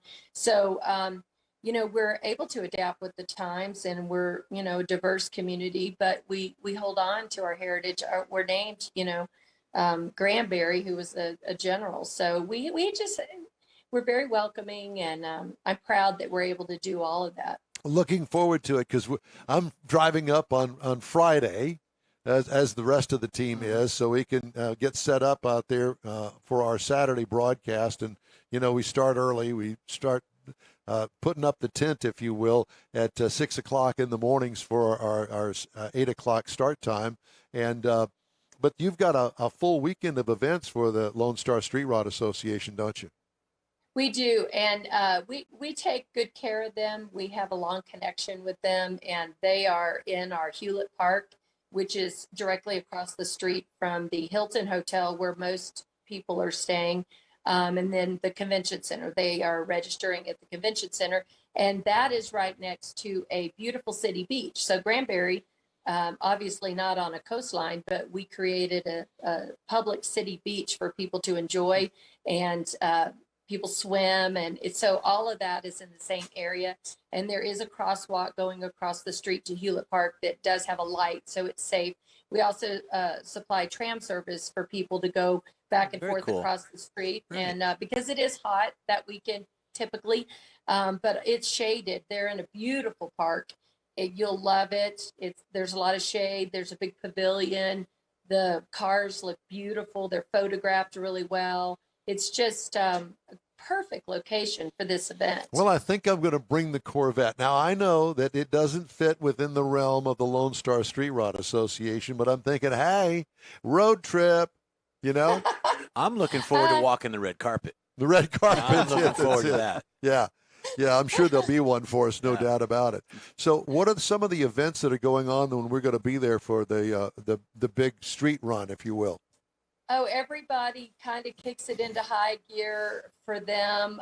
Most of the hotels are full right now. So if anybody does need hotel rooms, make sure you contact us at Visit Granbury. But all of the downtown square has events. There's music going. New Granbury Live has performances. The Opera House. Oh, our historic Opera House is amazing. So I know it's difficult to fit in all of the activities when you're there with an event like that, but you would not be able to do all the things that are possible. We have a Barler downtown, which is an ice cream shop that is also a bar, so you can have ice cream served with, You could have some whiskey floats. Yes, yes, you can. Tequila Neapolitan. That's right. Is there a place that we can find out all the events that are going on this weekend? Yes, thank you for asking. VisitGranbury.com is our website, and there are sources to everything: hotel accommodations, restaurants, entertainment. We do a full schedule. You can also sign up, put your email in, and receive a weekly email update of all the events. There's so many that we have PDFs you can print out to know everything going on per day of the day you're coming.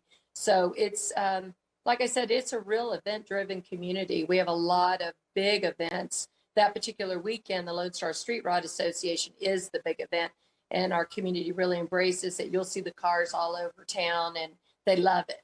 The whole community is so excited when they arrive. Well, I'm so excited to go up there and be a part of it. We're very thrilled that they asked us to come up there and do this broadcast, and we're truly looking forward to it. And we look forward to meeting you. I have to, before we say goodbye to you, do you have any children named Tom?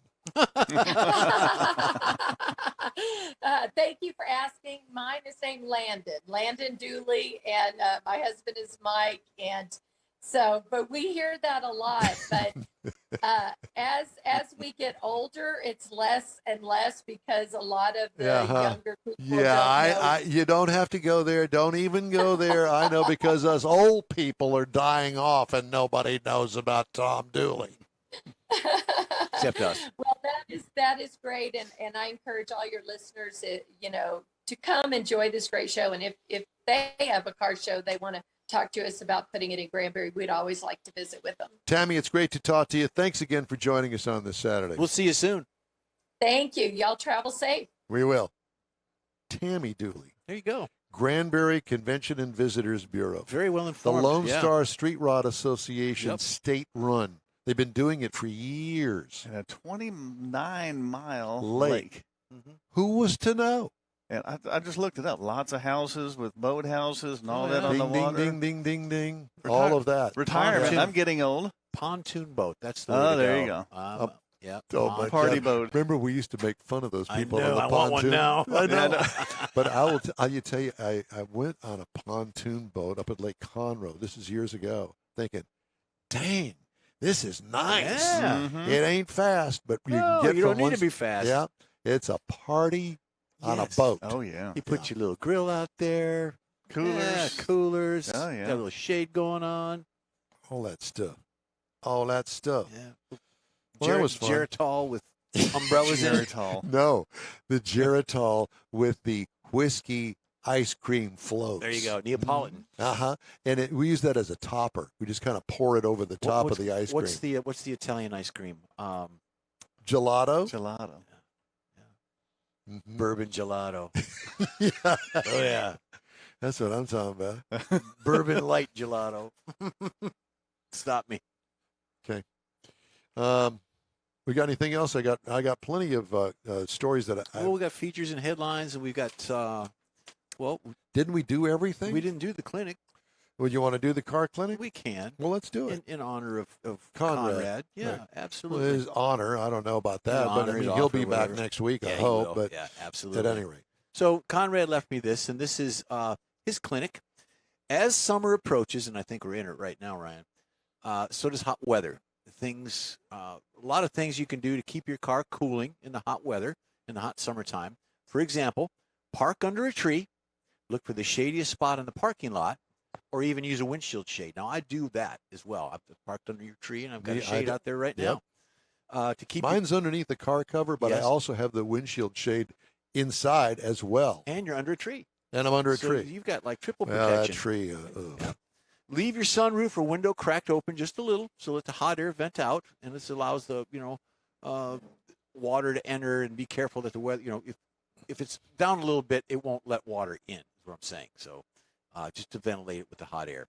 Check the front evaporator radiator for leaves or debris. Also clean the debris off the inlet, generally near the passenger side of the windshield, on the passenger side on the right side, by the wiper. Change your cabin air filter. The dirty ones do restrict air. When you start your car, do not leave the AC on the recycle, because 95% of the air inside is hot and is trying to cool an extra heated element of the air. That ambient That's right. temperature is That's very, right. very hot. And I always thought, oh, well, recycle it. It'll cool faster. Mhm. No. No. Roll down all the windows. There you go. Hit the exterior air. Mhm. Hit max AC, and away she goes. Yeah, and you crack a window for, like you said, just drop the windows down. Some people are mechanically inclined and will pass the heater core by disconnecting the hoses and putting them together. So Oh, you take hell no. Well, you can Ain't do gonna that. do That's that. part of what he says. But I that's know. what we used to do back in the day. Yep, I'm thinking. Yep. When you are idling for a long time, let it rev up a little bit. About 1,200 is what he recommends to improve the AC operation, keep it cool. So you've got that air coming across the condenser. AC is designed to remove heat from the air. The hotter, humid air, the day, it just makes it more function. You can just function it better. So to remove that, leave it off. It doesn't make sense. The big part of keeping your car cool is using your air conditioner no sense, when, but that's you, okay. when you are operating your vehicle. If your air conditioner isn't blowing cool for a couple of minutes after you start it, there's a bigger issue. Get it checked out by professional AC people. That's the main thing. And not me. And I'm not an AC person. No. And that's it. Take it to somebody that knows, and I don't. Yeah. It's always been a mystery to me. And you know, my dad was an AC guy. Mm-hmm. But he was more industrial, commercial, wasn't he? Yeah. Well, engine-driven refrigeration. So gas-powered, great, big, huge engines driving a compressor. That was him. He designed that sort of thing. Shopping centers, hospitals, schools, that sort of thing. Anyway, very cool. But I know nothing about it. Well, we do have some stories to tell you about. When Jeff Wells placed a reservation for a Rivian R1T pickup truck in early 2019, he was one of the first in line for a truck from the Amazon-backed EV startup that at the time promised to tap into a niche not served by other automakers. But Wells, an accountant from Southern California, has become increasingly frustrated as he sees others who placed their orders years before him receive their trucks while he keeps waiting. Oh, boy. Wells is one of dozens of reservation holders who in recent weeks have complained about unreliable delivery times and delays in online groups and forums. Rivian, in a statement to Reuters, said delivery dates are not just based on the timing of a pre-order and that was exploring ways for customers to expedite their deliveries. Rivian's delivery headaches have not drawn the same attention as the California company's slashed production plans or its messy communication of vehicle price increases, which it first announced across the board but later scrapped for existing reservation holders following backlash. Trouble in River City there. Yep. Ford Motor Company had hoped by now to move thousands of Bronco SUVs from holding lots to customer driveways, but some buyers say they're still waiting, and they likely will be waiting for a few more months. Those 90 days have been long gone when Ford said that they would be delivering vehicles, and while a Ford spokesman said a vast majority of the February vehicles have shipped, Dirt Mountain, which they're calling it outside of Dearborn, remains full of Broncos, according to recent videos posted on owner forums online. It's the latest sign of the lingering effects of the chip shortage, which has upended production across the industry and especially at Ford. Average age of U.S. light vehicles in operation has risen for the fifth straight year. S&P Global Mobility said in a report released Monday, average age of a car, 12.2 years in 2022, a nearly 2% increase from the average life in 2021, which is just over 12. Mm-hmm. Todd Campo, automotive aftermarket practice lead for S&P Global, told Automotive News that supply shortages are causing owners to keep their vehicles longer or purchase used ones. Research shows that the average age of vehicles has been increasing since 2011. U.S. vehicle fleet, which includes all light cars and trucks, increased by 3.5 million vehicles to a total of 283 million in 2022, according to S&P Global. Interesting. Electric vehicles have seen a decrease in their average life from last year. S&P Global said the total number of battery electric vehicles in operation has increased nearly 40% to 1.44 million in 2022, with the average age decreasing to 3.8 years from 3.9 years. S&P Global predicted in the study that the issues surrounding supply and microchip shortages will continue to increase the average age of light vehicles through at least 2023. Wow. They keep bumping it on. Yeah. Kicking it down the road. Yeah, so it's ugly. When is the microchip shortage going to ease? This has been going on now for, 2 years? Yeah, now there's more conflict over in the, Asian coastline. Yep, China. That's what you call it, China. And China. Taiwan. And Taiwan. And China. Taiwan. China. Okay, Donald. It's the wrong Donald. Ford Motor Company has agreed to pay $19.2 million to resolve allegations it falsely advertised real-world fuel economy and payload capacity for some hybrids and pickup trucks, according to the Iowa Attorney General's office. Multi-state settlement covers 2013 to 2014 C-Max hybrids and 2011 to 2014 Super Duty pickups. In 2013, Ford lowered the advertised fuel economy ratings on its C-Max hybrid by up to 7 miles per gallon and sent checks to owners of $550 to make up the difference in fuel costs. Oh, boy. Whoops. So sorry. It's like one tank full now? Pretty well, yeah, there's that. The states allege that Ford used a deceptive methodology for reclaiming the best-in-class payload capacity after other trucks had surpassed Ford. Hello, There's a where's theme that going on accounting here. department Yep. there? Does the calculator not working? You know, the tick, tick, tick, tick, rrr, tick, tick, tick, tick. Rrr. Remember those? Yeah. No, he doesn't remember You those. are old. What? You're old. Okay, next week's show, we won't have. Yeah, we won't have David Ainsley. He's out You'll of here. have another old guy. Yeah. Hyundai more said old it's going to recall 281,000 vehicles in North America over seatbelt pretensioners that could I explode saw that, yeah. and project metal fragments causing injuries. Duh. The recall, which comes after 3 injury reports, covers some 2019 to 2022 Accent models, 2021 to 23 Elantras, 21 to 22 Elantra hybrids. In the event of a crash, front driver and passenger side seatbelt pretensioners could explode upon deployment. Dealers will secure seatbelt pretensioners with a cap. Oh, that'll fix it. New recall includes 239,000 vehicles in the U.S. That's the new recall. Where So you does gotta it work- explode? Is it on the side? It explodes, yeah. You got the belt, you got Takata, you know. Yeah. Yeah. Amazing. Everything's blowing up in your face. Yeah, exactly. Wow. All right. Well, we're going to take a quick break, and we're going to wrap up today's show. Okay. I know that you'll be thrilled. Do you even care? He No, does. he doesn't care. Not really. Didn't think so. He's thinking about the next parts he's going to put on his hot rod. That's right. No, no, which ones he's going to get off of the bedroom floor and put on the Oh, car. okay. That's also true. That's true. Have I you know. ever kept a transmission in your bathtub? No. Have you ever painted car parts in the hotel, in the Holiday Inn in downtown Oklahoma City? You ever painted parts in the bathtub? You have. No, but I know some. I shared a room with a guy that did. Yeah, there was that. No shower. We'll be back in just a minute. Father's Day weekend, Saturday, June 18th, 2022. It's the next Tailpipes and Tacos Cruise In, and you're invited. Tailpipes and Tacos Father's Day edition will be at the Same Loopy Tortilla in Katy, 8 to 11 a.m. on Saturday, June 18th. It's the only place cruisers compete for trophies and other prizes. Enter your vehicle for Best Hot Rod, Best Classic, and Best Modern Classic. Tailpipes and Tacos is Houston's coolest cruise in and is your opportunity to see the best hot rods, show cars, classics, and resto mods, and get Loopy Tortilla breakfast tacos and adult beverages. There's no entry fee, and cars will automatically compete for custom Loopy trophies and other prizes. It all happens at the Loopy Tortilla Tex-Mex in Katy on the Grand Parkway at Kingsland Boulevard, just south of I-10. Kick off summer with Tailpipes and Tacos Father's Day edition, Saturday, June 18th. The In Real Time Car Talk Show will be there too. Celebrate Father's Day, the start of summer, and the return of Tailpipes and Tacos. Saturday morning, June 18th, 8 to 11. We'll see you then, weather permitting.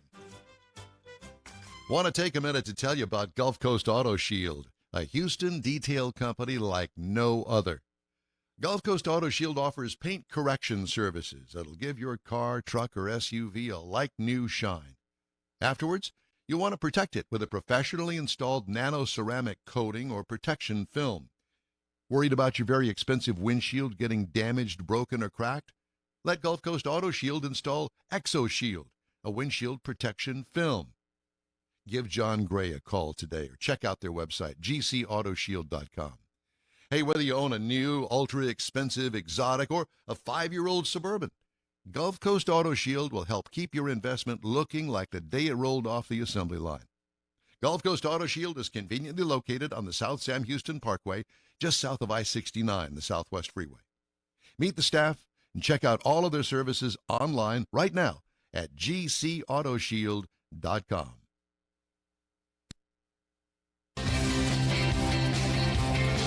Oh, well, I got all hung up in what we were talking there. That's all right. It's educational. Well, that's a wrap for this week's In Real Time Car Talk Show. And you're on our Facebook page. Please give us a like, tell your friends about us, and share our junk, if you would, please. You'll get Conrad's Unicorn Hunting features along with all things automotive all week long, including new car reviews, upcoming events, cruise-ins, racing events, and other goodies.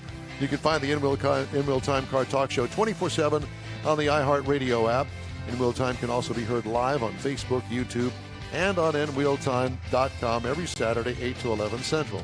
30-minute podcasts are available from your favorite podcast provider 7 days a week. The In Wheel Time chief engineer is David Ainsley. Our marketing advertising manager and video technical director is We Need More, Jeff Zekin. For booking agent and podcast editor, Mike Out of This World Mars, and his royalty, King Conrad DeLong. I'm Don Armstrong. Today's In Wheel Time show was produced by Della Reese. Oh. Be sure and join us again for our next live In Wheel Time Car Talk show next Saturday, June 4th, 2022, starting at 8 a.m. Central on all of these In Wheel Time Car Talk outlets, if they'll have us back. Right here on the Smoke and Mirrors Network. So long for now, everybody.